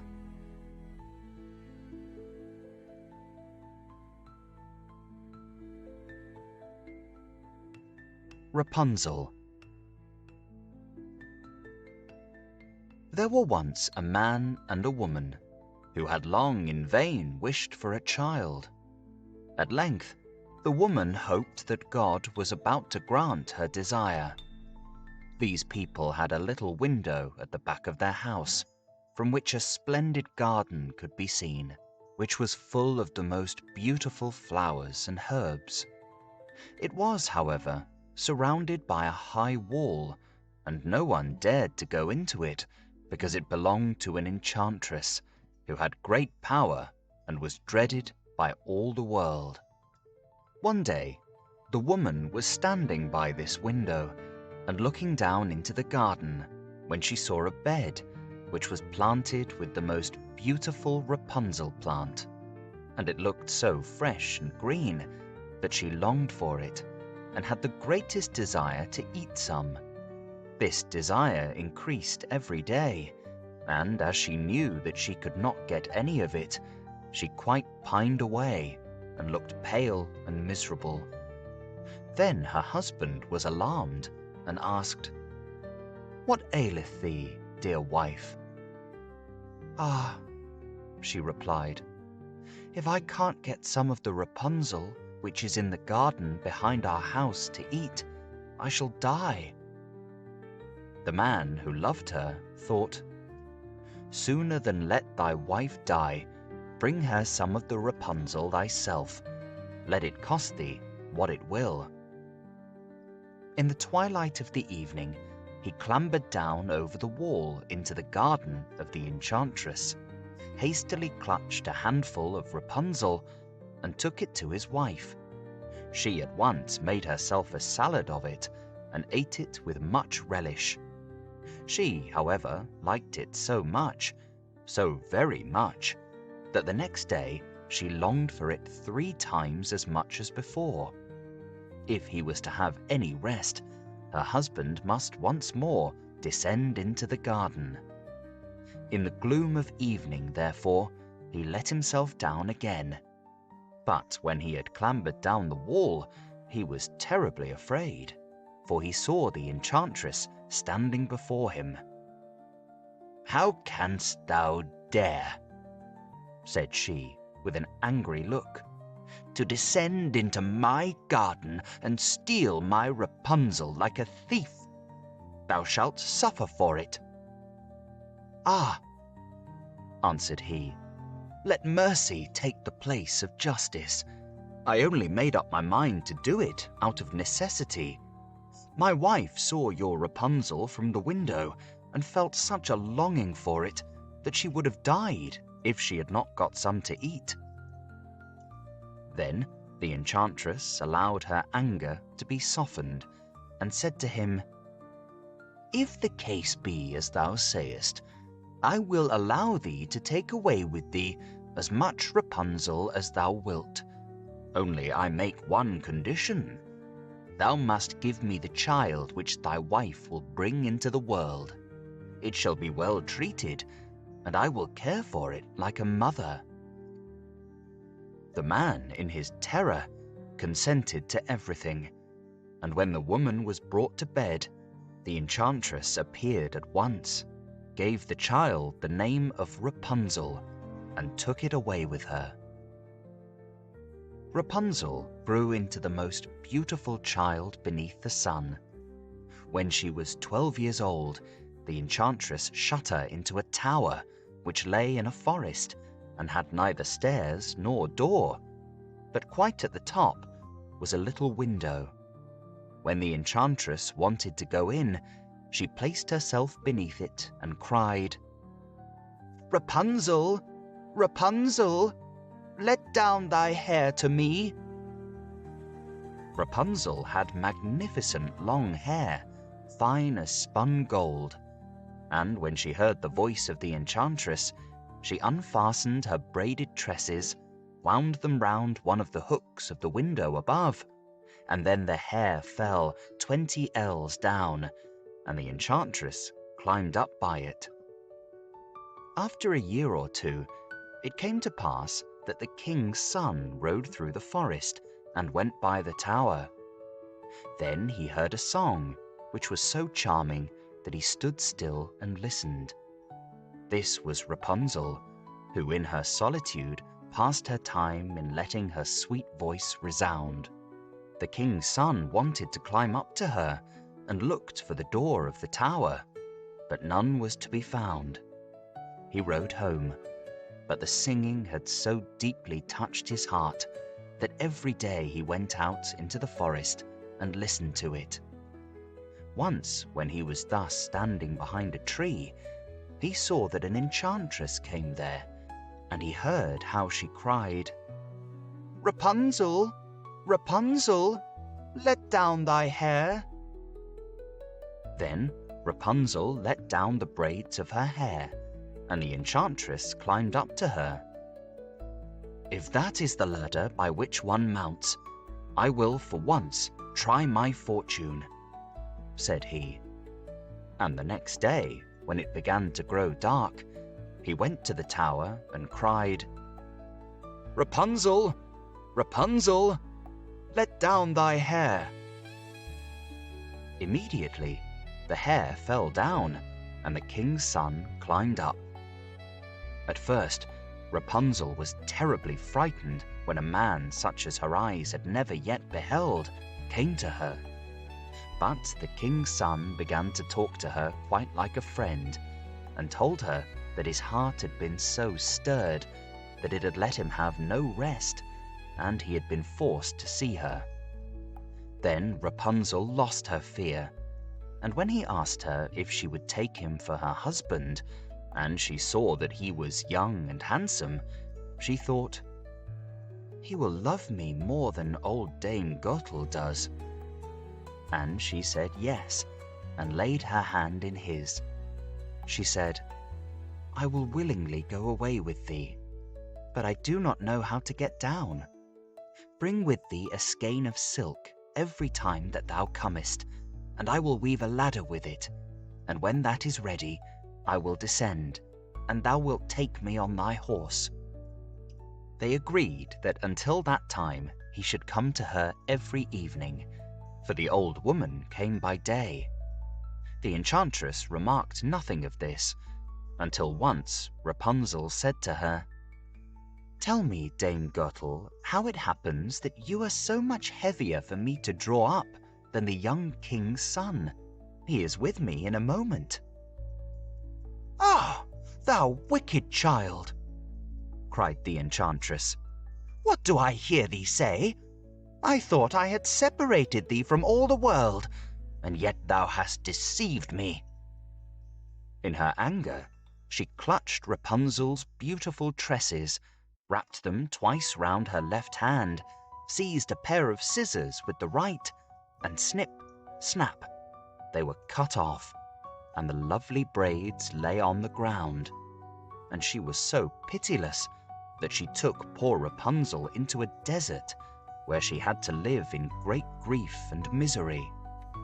On the same day, however, that she cast out Rapunzel, the enchantress in the evening fastened the braids of hair which she had cut off to the hook of the window, and when the king's son came and cried, "Rapunzel, Rapunzel, let down thy hair," she let the hair down. The king's son ascended, but he did not find his dearest Rapunzel above, but the enchantress, who gazed at him with wicked and venomous looks. "Aha!" she cried mockingly. "Thou wouldst fetch thy dearest, but the beautiful bird sits no longer singing in the nest. The cat has got it, and will scratch out thy eyes as well. Rapunzel is lost to thee. Thou wilt never see her more." The king's son was beside himself with pain, and in his despair he leapt down from the tower. He escaped with his life, but the thorns into which he fell pierced his eyes. Then he wandered quite blind about the forest, ate nothing but roots and berries, and did nothing but lament and weep over the loss of his dearest wife. Thus he roamed about in misery for some years, and at length came to the desert where Rapunzel, with the twins to which she had given birth, a boy and a girl, lived in wretchedness. He heard a voice, and it seemed so familiar to him that he went towards it. And when he approached, Rapunzel knew him and fell on his neck and wept. 2 of her tears wetted his eyes, and they grew clear again, and he could see with them as before. He led her to his kingdom, where he was joyfully received, and they lived for a long time afterwards, happy and contented.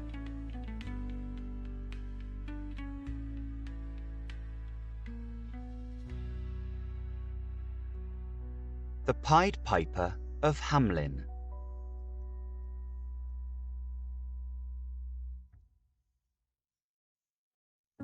In the year 1284, a mysterious man appeared in Hamelin. He was wearing a coat of many-coloured, bright cloth, for which reason he was called the Pied Piper. He claimed to be a rat-catcher, and he promised that for a certain sum he would rid the city of all mice and rats. The citizens struck a deal, promising him a certain price. The rat-catcher then took a small fife from his pocket and began to blow on it. Rats and mice immediately came from every house and gathered around him. When he thought that he had them all, he led them to the river, where he pulled up his clothes and walked into the water. The animals all followed him, fell in, and drowned. Now that the citizens had been freed of their plague, they regretted having promised so much money, and, using all kinds of excuses, they refused to pay him. Finally, he went away, bitter and angry. He returned on June the 26th, St. John's and St. Paul's Day, early in the morning at 7 o'clock, now dressed in a hunter's costume, with a dreadful look on his face, and wearing a strange red hat.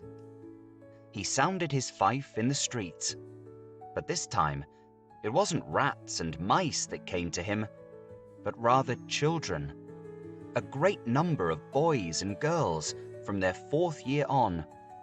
Among them was the mayor's grown daughter. The swarm followed him, and he led them into a mountain, where he disappeared with them.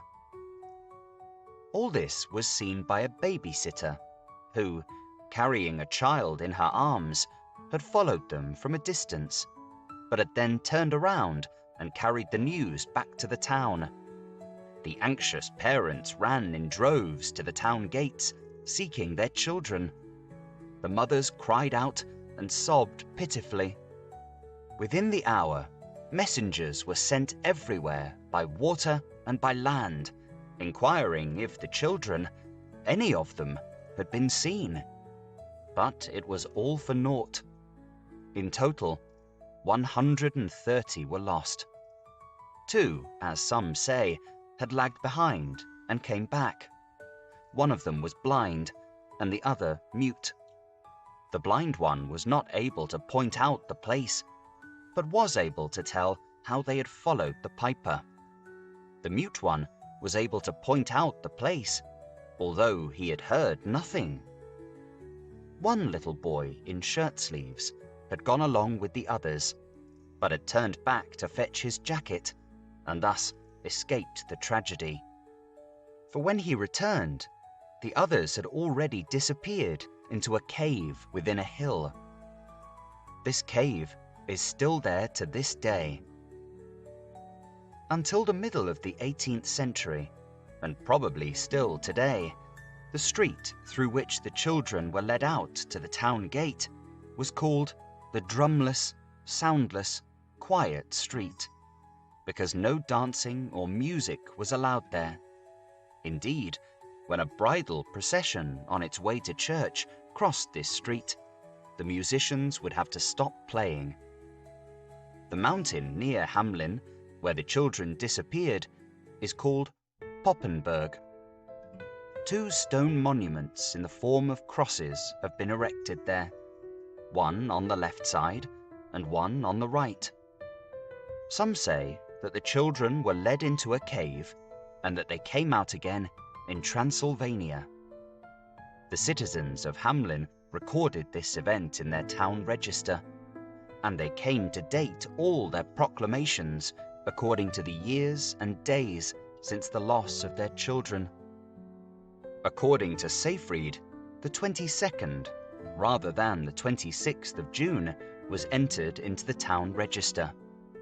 The following lines were inscribed on the town hall.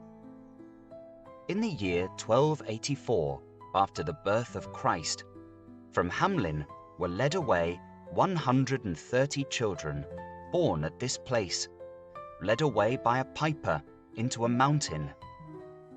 And on the new gate was inscribed, Centum ter denos cum magus ab urbe puellos duxerat ante annos 272 condita porta fuit. This gate was built 272 years after the magician led the 130 children from the city.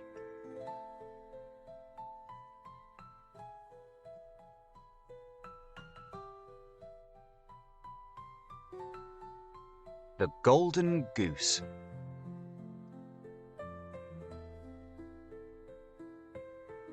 There was once a man who had 3 sons, the youngest of whom was called the Simpleton, and was despised, laughed at, and neglected on every occasion.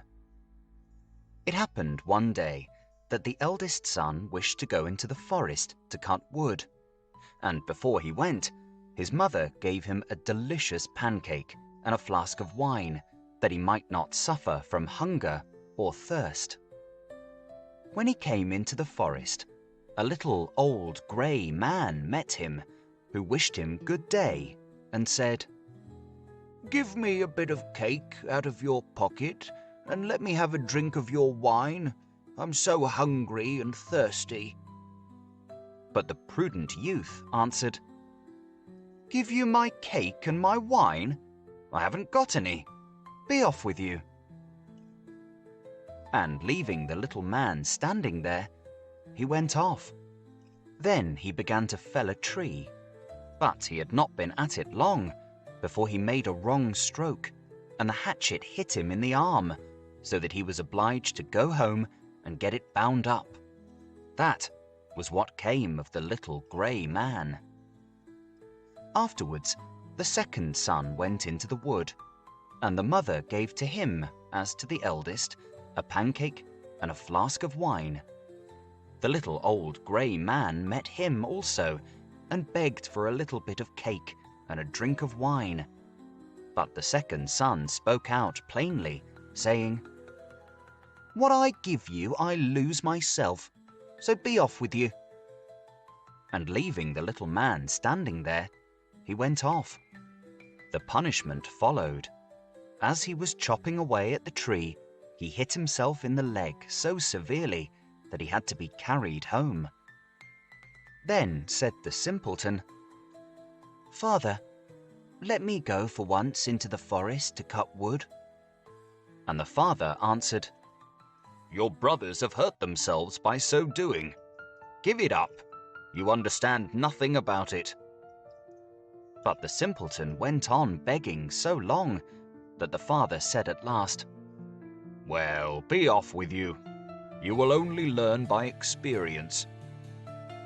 The mother gave him a cake. It was only made with water and baked in the ashes, and with it a flask of sour beer. When he came into the forest, the little old grey man met him and greeted him, saying, "Give me a bit of your cake and a drink from your flask. I'm so hungry and thirsty." And the simpleton answered, "I have only a flour and water cake and sour beer. But if that is good enough for you, let us sit down together and eat." Then they sat down, and as the simpleton took out his flour and water cake, it became a rich pancake, and his sour beer became good wine. Then they ate and drank, and afterwards the little man said, "As you have such a kind heart and share what you have so willingly, I will bestow good luck upon you. Yonder stands an old tree. Cut it down, and at its roots you will find something." And thereupon the little man took his departure. The simpleton went there and hewed away at the tree, and when it fell, he saw sitting among the roots a goose with feathers of pure gold. He lifted it out and took it with him to an inn where he intended to stay the night. The landlord had 3 daughters who, when they saw the goose, were curious to know what wonderful kind of bird it was, and ended by longing for one of its golden feathers. The eldest thought, "I will wait for a good opportunity, and then I will pull out one of its feathers for myself." And so, when the simpleton was gone out, she seized the goose by its wing. But there her finger and hand had to stay, held fast. Soon after came the second sister, with the same idea of plucking out one of the golden feathers for herself. But scarcely had she touched her sister, than she also was obliged to stay, held fast. Lastly came the third, with the same intentions, but the others screamed out, "Stay away, for heaven's sake, stay away!" But she did not see why she should stay away, and thought, "If they do so, why should not I?" and went towards them. But when she reached her sisters there, she stopped, hanging on with them. And so they had to stay all night. The next morning, the simpleton took the goose under his arm and went away, unmindful of the 3 girls that hung on to it. The 3 had always to run after him, left and right, wherever his legs carried him. In the midst of the fields they met the parson, who, when he saw the procession, said, "Shame on you girls, running after a young fellow through the fields like this." And forthwith he seized hold of the youngest by the hand to drag her away. But hardly had he touched her, when he too was obliged to run after them himself. Not long after, the sexton came that way, and seeing the respected parson following at the heels of the 3 girls, he called out, "Ho, your reverence, whither away so quickly? You forget that we have another christening today." And he seized hold of him by his gown. But no sooner had he touched him than he was obliged to follow on too.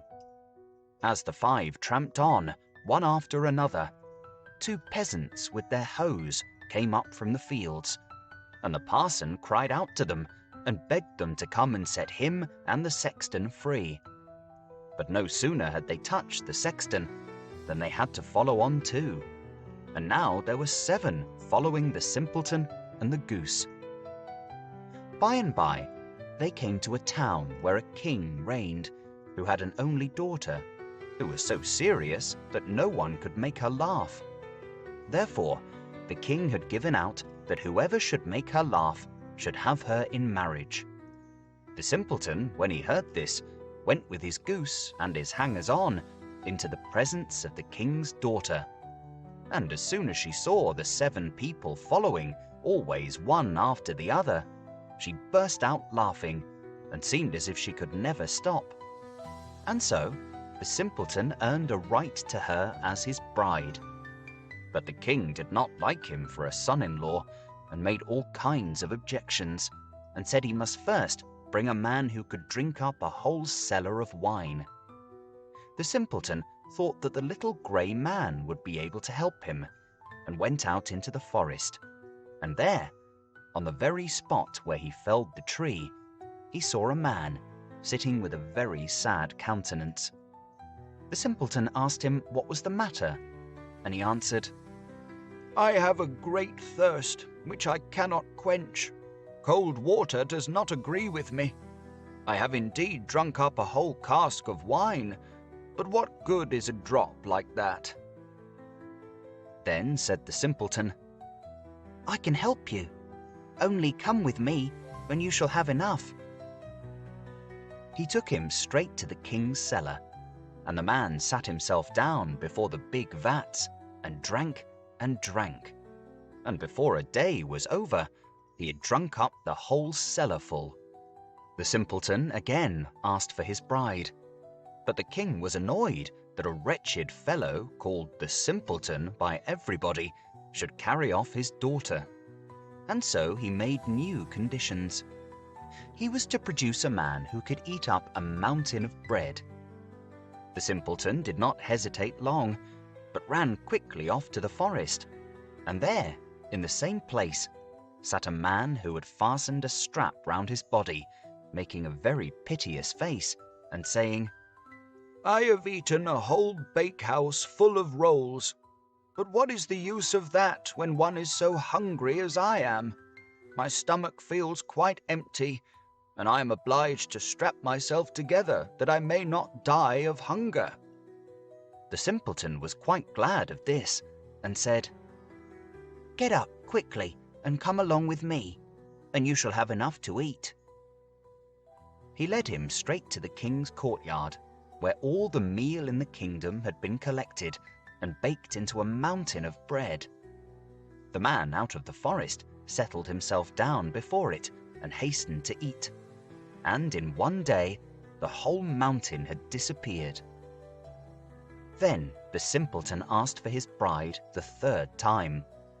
The king, however, found one more excuse, and said he must have a ship that should be able to sail on land or on water. "So soon," said he, "as you come sailing along with it, you shall have my daughter for your wife." The simpleton went straight to the forest, and there sat the little old grey man with whom he had shared his cake, and he said, "I have eaten for you, and I have drunk for you. I will also give you the ship, and all because you were kind to me at the first." Then he gave him the ship that could sail on land and on water, and when the king saw it, he knew he could no longer withhold his daughter. The marriage took place immediately, and at the death of the king, the simpleton possessed the kingdom and lived long and happily with his wife.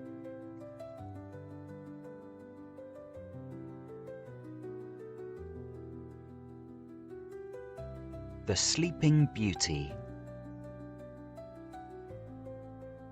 A long time ago, there were a king and queen who said every day, "Ah, if only we had a child." But they never had one. But it happened that once, when the Queen was bathing, a frog crept out of the water onto the land and said to her, "Your wish shall be fulfilled. Before a year has gone by, you shall have a daughter." What the frog had said came true, and the Queen had a little girl who was so pretty that the king could not contain himself for joy and ordered a great feast. He invited not only his kindred, friends, and acquaintance, but also the wise women, in order that they might be kind and well disposed towards the child. There were 13 of them in his kingdom, but as he had only 12 golden plates for them to eat out of, one of them had to be left at home. The feast was held with all manner of splendor, and when it came to an end, the wise women bestowed their magic gifts upon the baby. One gave virtue, another beauty, a third riches, and so on, with everything in the world that one can wish for. When 11 of them had made their promises, suddenly the 13th came in. She wished to avenge herself for not having been invited, and without greeting or even looking at anyone, she cried with a loud voice, "The king's daughter shall in her 15th year prick herself with a spindle and fall down dead." And, without saying a word more, she turned round and left the room. They were all shocked, but the 12th, whose good wish still remained unspoken, came forward, and as she could not undo the evil sentence, but only soften it, she said, "It shall not be death, but a deep sleep of 100 years into which the princess shall fall." The king, who would fain keep his dear child from the misfortune, gave orders that every spindle in the whole kingdom should be burnt. Meanwhile, the gifts of the wise women were plenteously fulfilled on the young girl, for she was so beautiful, modest, good-natured, and wise that everyone who saw her was bound to love her. It happened that on the very day when she was 15 years old, the king and queen were not at home, and the maiden was left in the palace quite alone. So she went round into all sorts of places, looked into rooms and bedchambers just as she liked, and at last came to an old tower. She climbed up the narrow, winding staircase and reached a little door. A rusty key was in the lock, and when she turned it, the door sprang open, and there, in a little room, sat an old woman with a spindle, busily spinning her flax. "Good day, old dame," said the king's daughter. "What are you doing there?" "I am spinning," said the old woman, and nodded her head. "What sort of thing is that rattles round so merrily?" said the girl, and she took the spindle and wanted to spin too. But scarcely had she touched the spindle when the magic decree was fulfilled, and she pricked her finger with it. And, in the very moment when she felt the prick, she fell down upon the bed that stood there and lay in a deep sleep. And this sleep extended over the whole palace. The king and queen, who had just come home and had entered the great hall, began to go to sleep, and the whole of the court with them. The horses, too, went to sleep in the stable, the dogs in the yard, the pigeons upon the roof, the flies on the wall. Even the fire that was flaming on the hearth became quiet and slept. The roast meat left off frizzling, and the cook, who was just going to pull the hair of the scullery boy because he had forgotten something, let him go, and went to sleep. And the wind fell, and on the trees before the castle, not a leaf moved again. But round about the castle there began to grow a hedge of thorns, which every year became higher, and at last grew close up round the castle and all over it, so that there was nothing of it to be seen, not even the flag upon the roof. But the story of the beautiful sleeping Briar Rose, for so the princess was named, went about the country, so that from time to time kings' sons came and tried to get through the thorny hedge into the castle.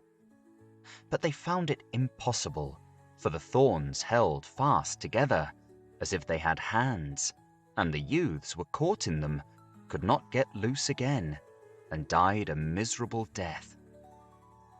After long, long years, a king's son came again to that country, and heard an old man talking about the thorn hedge, and that a castle was said to stand behind it, in which a wonderfully beautiful princess named Briar Rose had been asleep for 100 years, and that the king and queen and the whole court were asleep likewise. He had heard, too, from his grandfather that many kings' sons had already come, and had tried to get through the thorny hedge, but they had remained sticking fast in it, and had died a pitiful death. Then the youth said, "I am not afraid. I will go and see the beautiful Briar Rose." The good old man might dissuade him as he would, he did not listen to his words. But by this time the 100 years had just passed, and the day had come when Briar Rose was to awake again. When the king's son came near to the thorn hedge, it was nothing but large and beautiful flowers, which parted from each other of their own accord, and let him pass unhurt. Then they closed again behind him, like a hedge. In the castle yard he saw the horses and the spotted hounds lying asleep. On the roof sat the pigeons with their heads under their wings, and when he entered the house, the flies were asleep upon the wall. The cook in the kitchen was still holding out his hand to seize the boy, and the maid was sitting by the black hen which he was going to pluck. He went on farther, and in the great hall he saw the whole of the court lying asleep, and up by the throne lay the king and queen. Then he went on still farther, and all was so quiet that a breath could be heard. And at last he came to the tower and opened the door into the little room where Briar Rose was sleeping. There she lay, so beautiful that he could not turn his eyes away, and he stooped down and gave her a kiss. But as soon as he kissed her, Briar Rose opened her eyes and awoke, and looked at him quite sweetly. Then they went down together, and the king awoke, and the queen, and the whole court, and looked at each other in great astonishment. And the horses in the courtyard stood up and shook themselves. The hounds jumped and wagged their tails. The pigeons upon the roof pulled out their heads from under their wings, looked round, and flew into the open country. The flies on the wall crept again. The fire in the kitchen burned up and flickered and cooked the meat. The joint began to turn and frizzle again, and the cook gave the boy such a box on the ear that he screamed, and the maid plucked the fowl ready for the spit. And then the marriage of the king's son with Briar Rose was celebrated with all splendor, and they lived contented to the end of their days.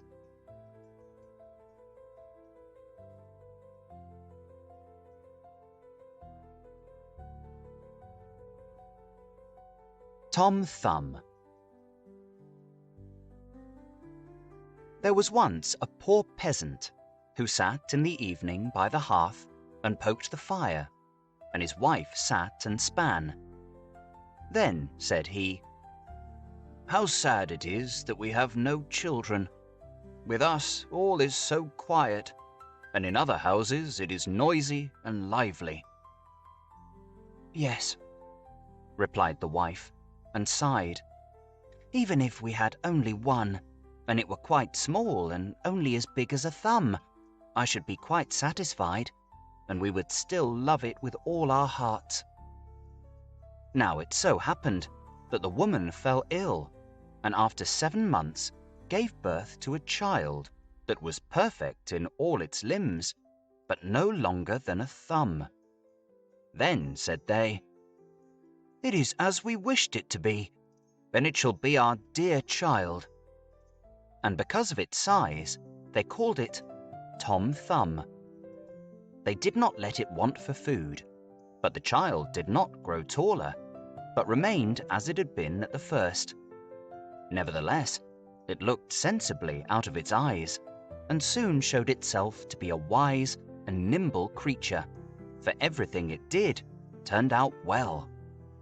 One day, the peasant was getting ready to go into the forest to cut wood, when he said, as if to himself, "How I wish that there was anyone who would bring the cart to me." "Oh, father," cried Tom Thumb, "I will soon bring the cart, rely on that. It shall be in the forest at the appointed time." The man smiled and said, "How can that be done? Thou art far too small to lead the horse by the reins." "That's of no consequence, father. If my mother will only harness it, I shall sit in the horse's ear and call out to him how he is to go." "Well," answered the man, "for once we will try it." When the time came, the mother harnessed the horse and placed Thumbling in its ear, and then the little creature cried, "Gee up! Gee up!" Then it went quite properly, as if with its master, and the cart went the right way into the forest. It so happened that just as he was turning a corner and the little one was crying, "Gee up!" 2 strange men came towards him. "My word," said one of them. "What is this? There's a cart coming, and a driver is calling to the horse, and still he is not to be seen." "That can't be right," said the other. "We will follow the cart and see where it stops." The cart, however, drove right into the forest, and exactly to the place where the wood had been cut. When Tom Thumb saw his father, he cried to him, "Seest thou, father? Here I am with the cart. Now take me down." The father got hold of the horse with his left hand, and with the right took his little son out of the ear.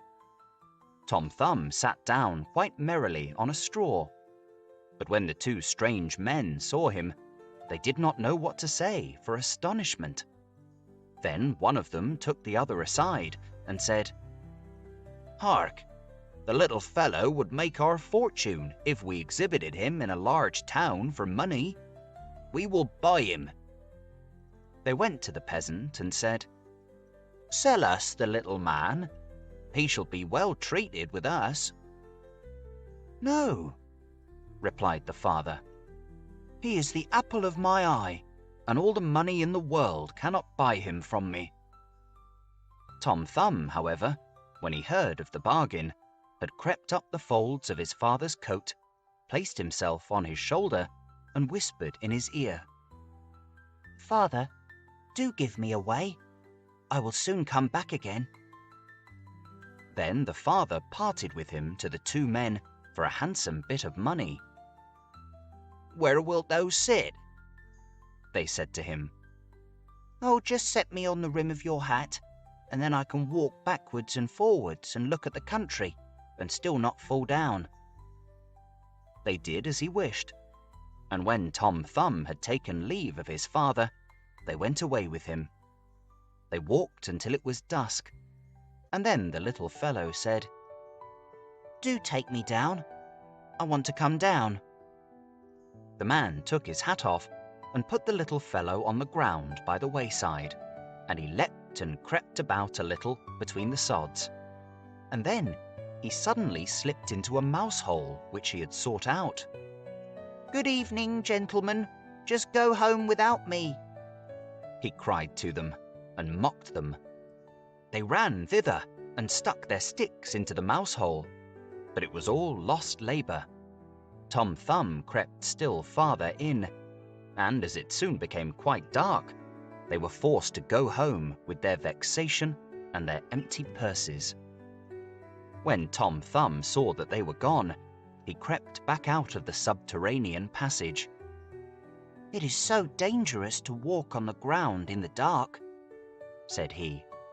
"How easily a neck or a leg is broken." Fortunately, he knocked against an empty snail shell. "Thank God," said he. "In that, I can pass the night in safety," and got into it. Not long afterwards, when he was just going to sleep, he heard two men go by, and one of them was saying, "How shall we contrive to get hold of the rich pastor's silver and gold?" "I could tell thee that," cried Tom Thumb, interrupting them. "What was that?" said one of the thieves in fright. "I heard someone speaking." They stood still, listening, and Tom Thumb spoke again and said, "Take me with you, and I'll help you." "But where art thou?" "Just look on the ground and observe from whence my voice comes," he replied. There the thieves at length found him and lifted him up. "Thou little imp, how wilt thou help us?" they said. "A great deal," said he. "I will creep into the pastor's room through the iron bars, and will reach out to you whatever you want to have." "Come then," they said, "and we will see what thou canst do." When they got to the pastor's house, Tom Thumb crept into the room, but instantly cried out with all his might, "Do you want to have everything that is here?" The thieves were alarmed and said, "But do speak softly, so as not to waken anyone." Tom Thumb, however, behaved as if he had not understood this, and cried again, "What do you want? Do you want to have everything that is here?" The cook, who slept in the next room, heard this and sat up in bed and listened. The thieves, however, had in their fright run some distance away. But at last they took courage and thought, "The little rascal wants to mock us." They came back and whispered to him, "Come, be serious and reach something out to us." Then Tom Thumb again cried as loudly as he could, "I really will give you everything. Just put your hands in." The maid, who was listening, heard this quite distinctly and jumped out of bed and rushed to the door. The thieves took flight and ran as if the wild huntsmen were behind them. But as the maid could not see anything, she went to strike a light. When she came to the place with it, Tom Thumb, unperceived, betook himself to the granary, and the maid, after she had examined every corner and found nothing, lay down in her bed again, and believed that, after all, she had only been dreaming with open eyes and ears. Tom Thumb had climbed up among the hay and found a beautiful place to sleep in. There he intended to rest until day, and then go home again to his parents. But he had other things to go through. Truly, there is much affliction and misery in this world. When day dawned, the maid arose from her bed to feed the cows. Her first walk was into the barn, where she laid hold of an armful of hay, and precisely that very one in which poor Tom Thumb was lying asleep. He, however, was sleeping so soundly that he was aware of nothing, and did not awake until he was in the mouth of the cow, who had picked him up with the hay. "Oh, heavens!" cried he. "How have I got into the fulling mill?" But he soon discovered where he was. Then it was necessary to be careful, not to let himself go between the teeth and be dismembered. But he was nevertheless forced to slip down into the stomach with the hay. "In this little room the windows are forgotten," said he, "and no sun shines in, neither will a candle be brought." His quarters were especially unpleasing to him, and the worst was, more and more hay was always coming in by the door, and the space grew less and less. Then at length, in his anguish, he cried as loud as he could, "Bring me no more fodder! Bring me no more fodder!" The maid was just milking the cow, and when she heard someone speaking and saw no one, and perceived that it was the same voice that she had heard in the night, she was so terrified that she slipped off her stool and spilt the milk. She ran in great haste to her master and said, "Oh, heavens, pastor, the cow has been speaking." "Thou art mad," replied the pastor. But he went himself to the byre to see what was there. Hardly, however, had he set his foot inside, when Tom Thumb again cried, "Bring me no more fodder! Bring me no more fodder!" Then the pastor himself was alarmed, and thought that an evil spirit had gone into the cow, and ordered her to be killed. She was killed, but the stomach, in which Tom Thumb was thrown on the midden. Tom Thumb had great difficulty in working his way. However, he succeeded so far as to get some room, but just as he was going to thrust his head out, a new misfortune occurred.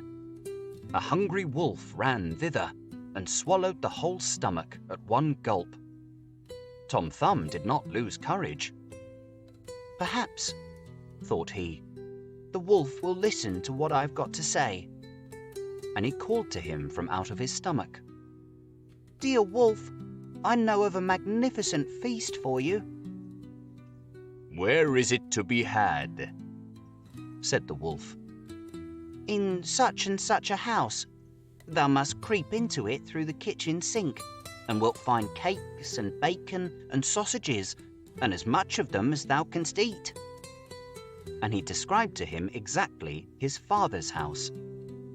The wolf did not require to be told this twice, squeezed himself in at night through the sink, and ate to his heart's content in the larder.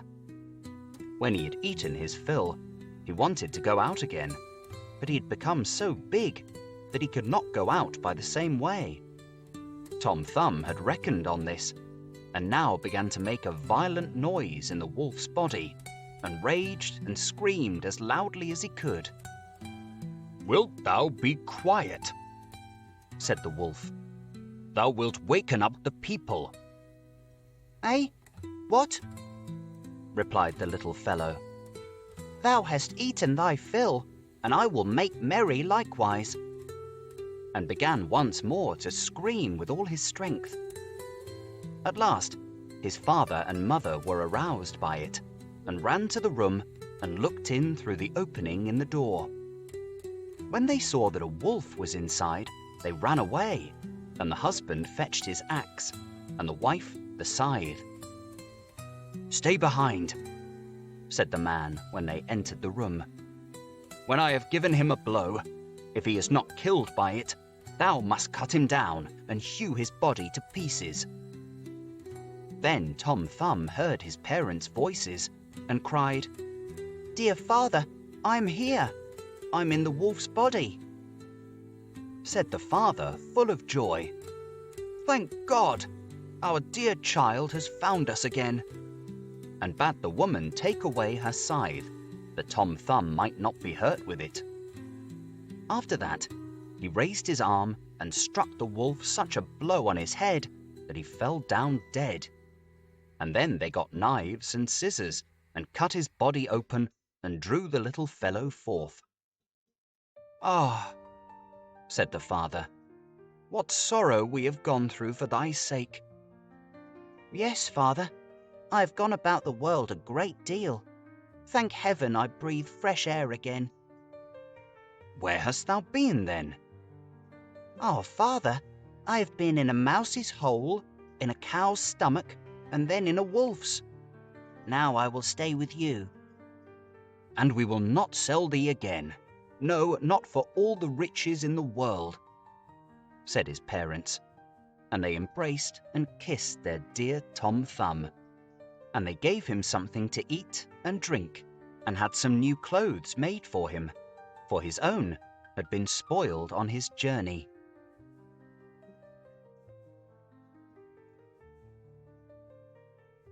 The Frog Prince. In old times, when wishing still helped one, there lived a king whose daughters were all beautiful. But the youngest was so beautiful that the sun itself, which has seen so much, was astonished whenever it shone in her face. Close by the king's castle lay a great dark forest, and under an old lime tree in the forest was a well. And when the day was very warm, the king's child went out into the forest and sat down by the side of the cool fountain.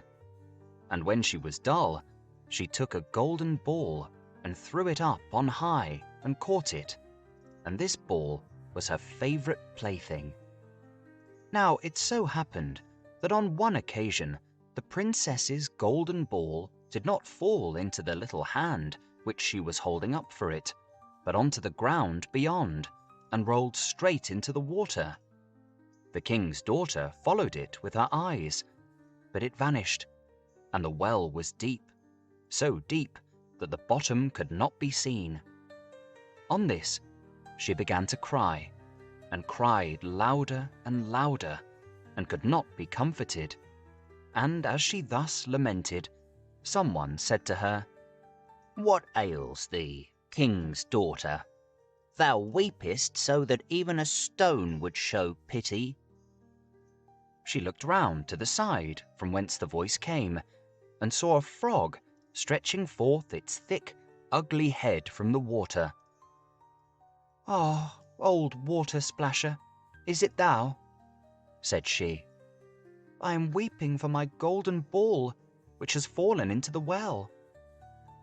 Be quiet and do not weep, answered the frog. I can help thee, but what wilt thou give me if I bring thy plaything up again? Whatever thou wilt have, dear frog, said she. My clothes, my pearls and jewels, and even the golden crown which I am wearing. The frog answered, I do not care for thy clothes, thy pearls and jewels, or thy golden crown. But if thou wilt love me, and let me be thy companion and playfellow, and sit by thee at thy little table, and eat off thy little golden plate, and drink out of thy little cup, and sleep in thy little bed.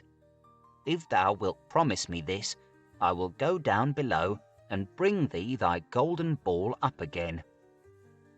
Oh, yes, said she. I promise thee all thou wishest, if thou wilt but bring me my ball back again. She, however, thought, how this silly frog does talk. He lives in the water with the other frogs, and croaks, and can be no companion to any human being.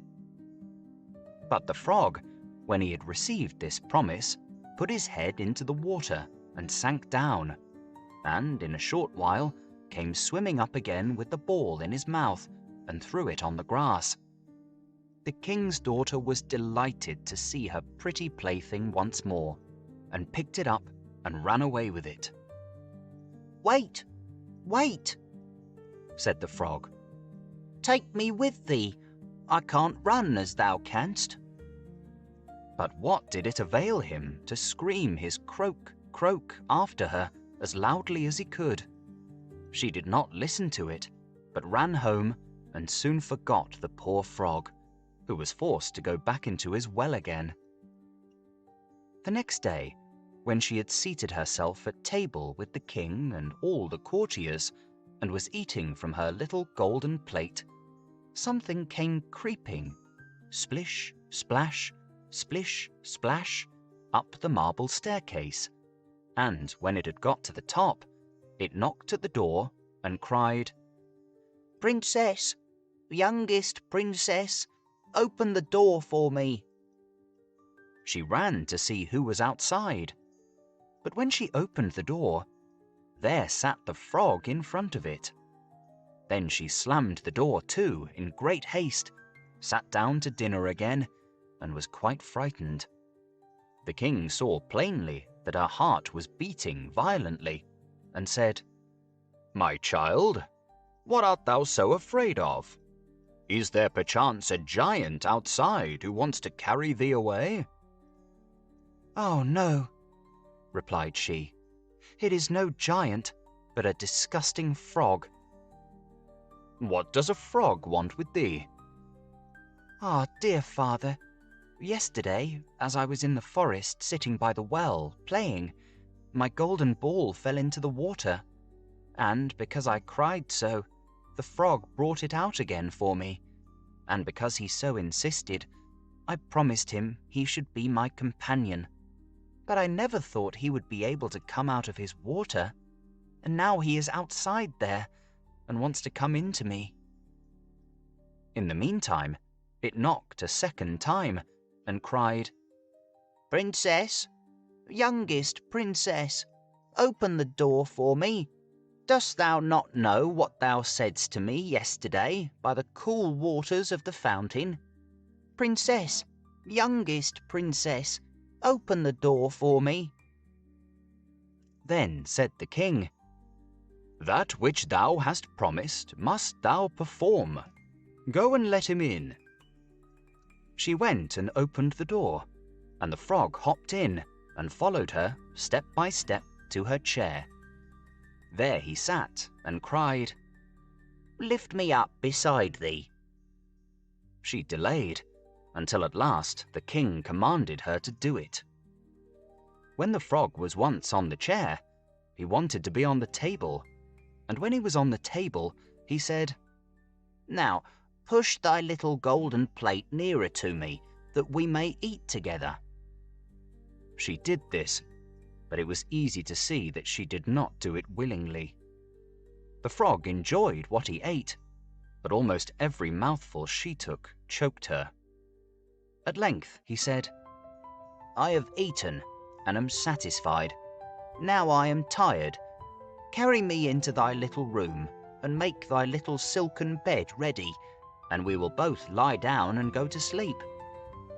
The king's daughter began to cry, for she was afraid of the cold frog, which she did not like to touch, and which was now to sleep in her pretty, clean little bed.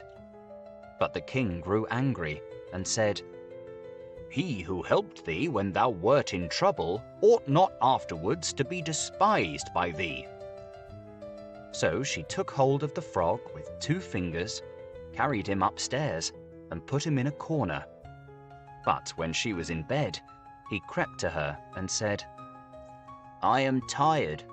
I want to sleep as well as thou. Lift me up, or I will tell thy father." Then she was terribly angry, and took him up and threw him with all her might against the wall. "Now thou wilt be quiet, odious frog," said she. But when he fell down, he was no frog, but a king's son, with beautiful, kind eyes. He, by her father's will, was now her dear companion and husband. Then he told her how he had been bewitched by a wicked witch, and how no one could have delivered him from the well but herself, and that tomorrow they would go together into his kingdom. Then they went to sleep, and next morning, when the sun awoke them, a carriage came driving up with 8 white horses, which had white ostrich feathers on their heads, and were harnessed with golden chains, and behind stood the young king's servant, Faithful Henry. Faithful Henry had been so unhappy when his master was changed into a frog that he had caused 3 iron bands to be laid round his heart, lest it should burst with grief and sadness. The carriage was to conduct the young king into his kingdom. Faithful Henry helped them both in, and placed himself behind again, and was full of joy because of this deliverance. And when they had driven a part of the way, the king's son heard a cracking behind him, as if something had broken. So he turned round and cried, "Henry, the carriage is breaking." "No, master, it is not the carriage. It is a band from my heart, which was put there in my great pain when you were a frog and imprisoned in the well."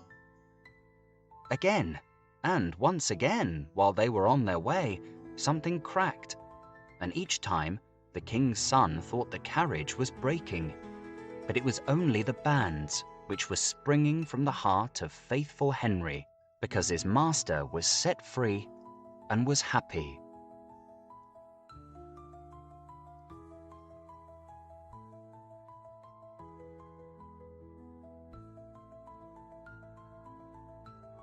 The Elves and the Shoemaker.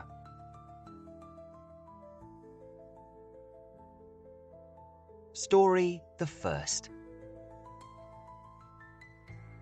A shoemaker, by no fault of his own, had become so poor that at last he had nothing left but leather for 1 pair of shoes. So in the evening he cut out the shoes which he wished to begin to make the next morning, and as he had a good conscience, he lay down quietly in his bed, commended himself to God, and fell asleep. In the morning, after he had said his prayers and was just going to sit down to work, the 2 shoes stood quite finished on his table. He was astounded and knew not what to say to it. He took the shoes in his hands to observe them closer, and they were so neatly made that there was not 1 bad stitch in them, just as if they were intended as a masterpiece. Soon after, a buyer came in, and as the shoes pleased him so well, he paid more for them than was customary, and with the money, the shoemaker was able to purchase leather for 2 pairs of shoes. He cut them out at night, and next morning was about to set to work with fresh courage. But he had no need to do so, for when he got up, they were already made, and buyers also were not wanting, who gave him money enough to buy leather for 4 pairs of shoes. The following morning, too, he found the 4 pairs made, and so it went on constantly. What he cut out in the evening was finished by the morning, so that he soon had his honest independence again, and at last became a wealthy man.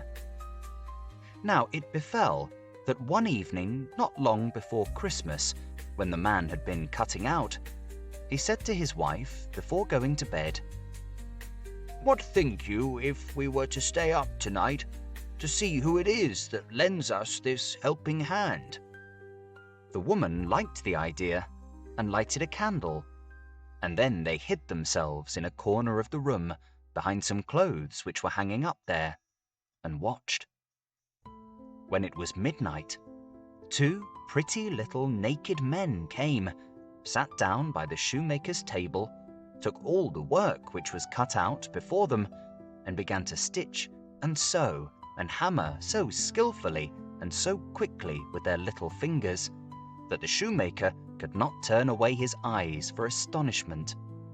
They did not stop until all was done, and stood finished on the table, and they ran quickly away. Next morning, the woman said, "The little men have made us rich, and we really must show that we are grateful for it. They run about so and have nothing on, and must be cold. I'll tell thee what I'll do. I will make them little shirts and coats, and vests and trousers, and knit both of them a pair of stockings, and do thou, too, make them 2 little pairs of shoes." The man said, I shall be very glad to do it." And one night, when everything was ready, they laid their presents all together on the table instead of the cutout work, and then concealed themselves to see how the little men would behave. At midnight, they came bounding in and wanted to get to work at once. But as they did not find any leather cut out, but only the pretty little articles of clothing, they were at first astonished. And then they showed intense delight. They dressed themselves with the greatest rapidity, putting the pretty clothes on and singing, "Now we are boys so fine to see, why should we longer cobblers be?" Then they danced and skipped and leapt over chairs and benches. At last, they danced out of doors. From that time forth, they came no more. But as long as the shoemaker lived, all went well with him, and all his undertakings prospered. Story the second. There was once a poor servant girl who was industrious and cleanly, and swept the house every day, and emptied her sweepings on the great heap in front of the door. One morning, when she was just going back to her work, she found a letter on this heap, and as she could not read, she put her broom in the corner and took the letter to her master and mistress. And behold, it was an invitation from the Elves, who asked the girl to hold a child for them at its christening. The girl did not know what to do, but at length, after much persuasion, and as they told her that it was not right to refuse an invitation of this kind, she consented.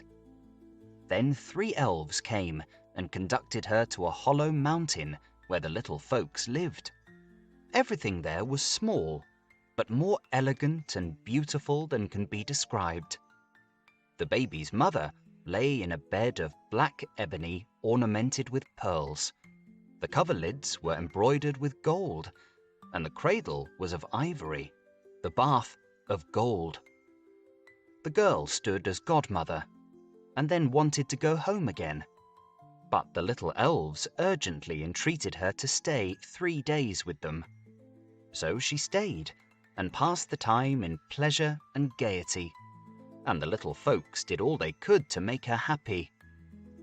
At last, she set out on her way home. Then first they filled her pockets quite full of money, and after that they led her out of the mountain again.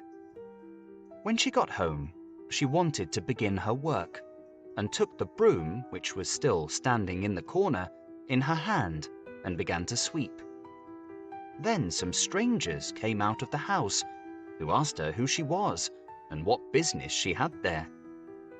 And she had not, as she thought, been 3 days with the little men in the mountains, but 7 years, and in the meantime her former masters had died. Story the third. A certain mother's child had been taken away out of its cradle by the elves, and a changeling with a large head and staring eyes, which would do nothing but eat and drink, laid in its place. In her trouble, she went to her neighbor and asked her advice. The neighbor said that she was to carry the changeling into the kitchen, set it down on the hearth, light a fire, and boil some water in 2 eggshells, which would make the changeling laugh. And if he laughed, all would be over with him. The woman did everything that her neighbor bade her.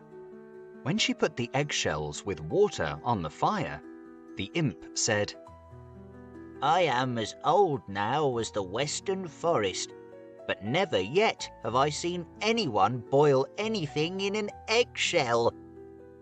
And he began to laugh at it. Whilst he was laughing, suddenly came a host of little elves, who brought the right child, set it down on the hearth, and took the changeling away with them.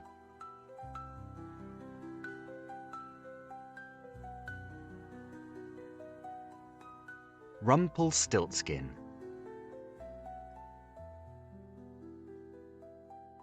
Once there was a miller who was poor, but who had a beautiful daughter.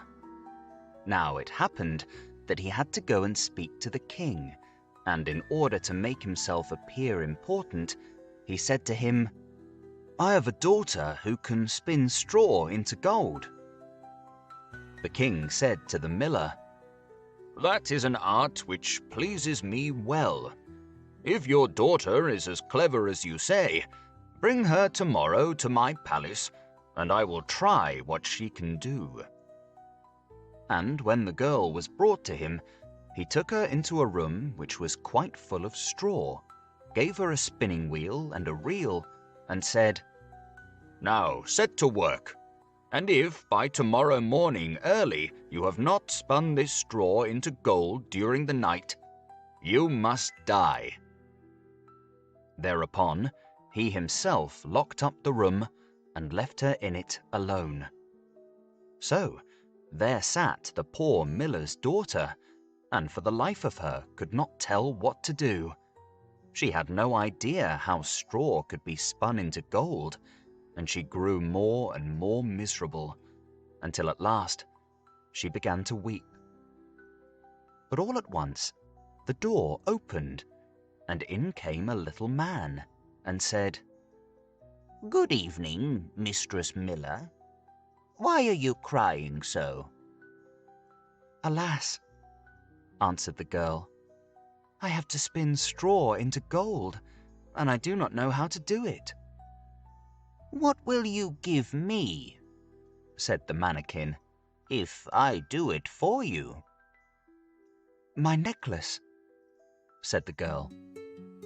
The little man took the necklace, seated himself in front of the wheel, and whir, whir, whir, 3 turns, and the reel was full. Then he put another on, and whir, whir, whir, 3 times round, and the second was full too. And so it went on until the morning, when all the straw was spun, and all the reels were full of gold. By daybreak, the king was already there, and when he saw the gold, he was astonished and delighted. But his heart became only more greedy. He had the miller's daughter taken into another room full of straw, which was much larger, and commanded her to spin that also in one night, if she valued her life. The girl knew not how to help herself, and was crying, when the door again opened, and the little man appeared, and said, "What will you give me if I spin that straw into gold for you?" "The ring on my finger," answered the girl.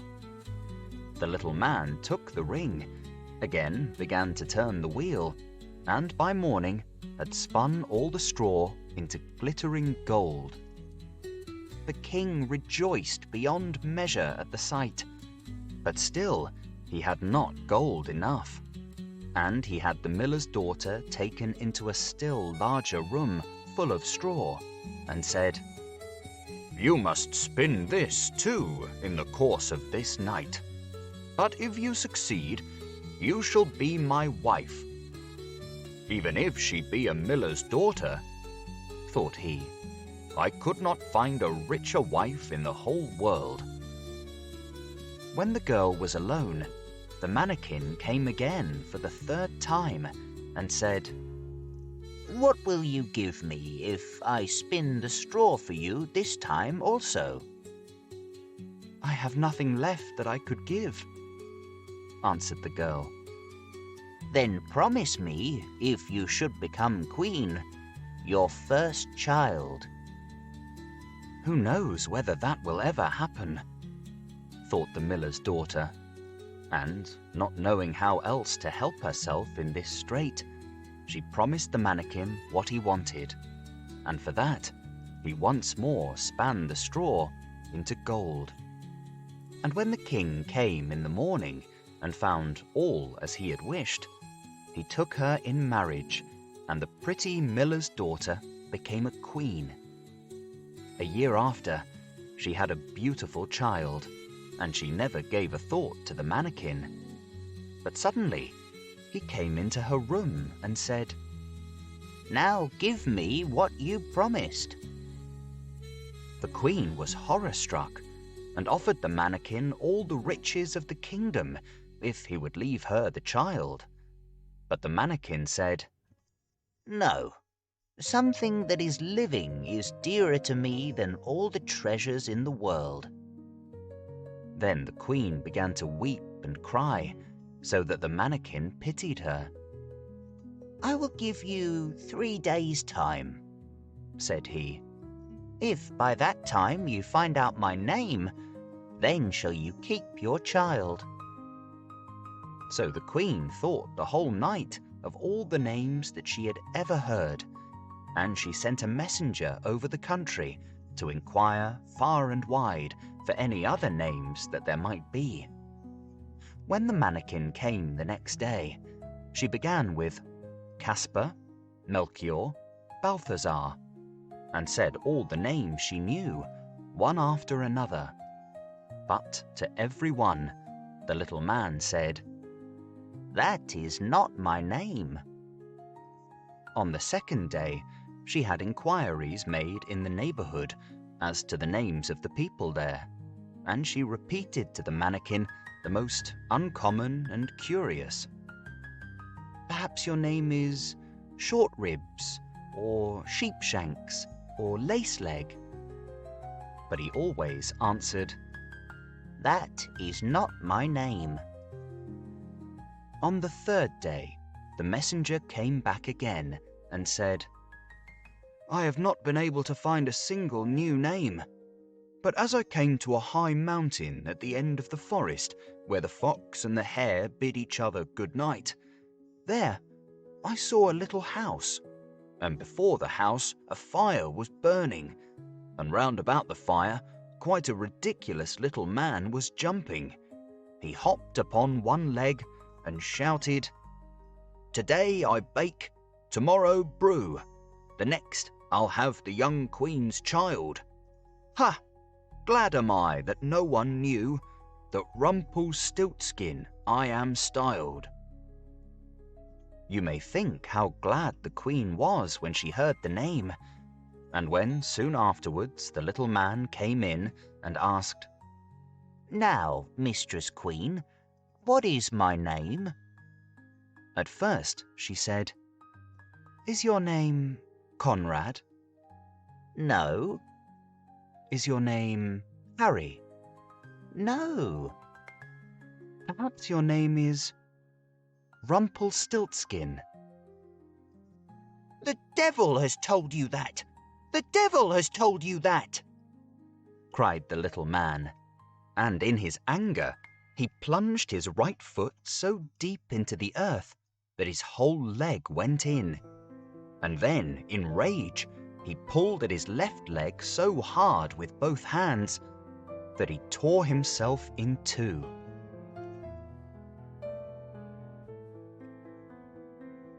Thank you for listening to A Collection of Fairy Tales by the Brothers Grimm. If you have enjoyed this audiobook, please consider subscribing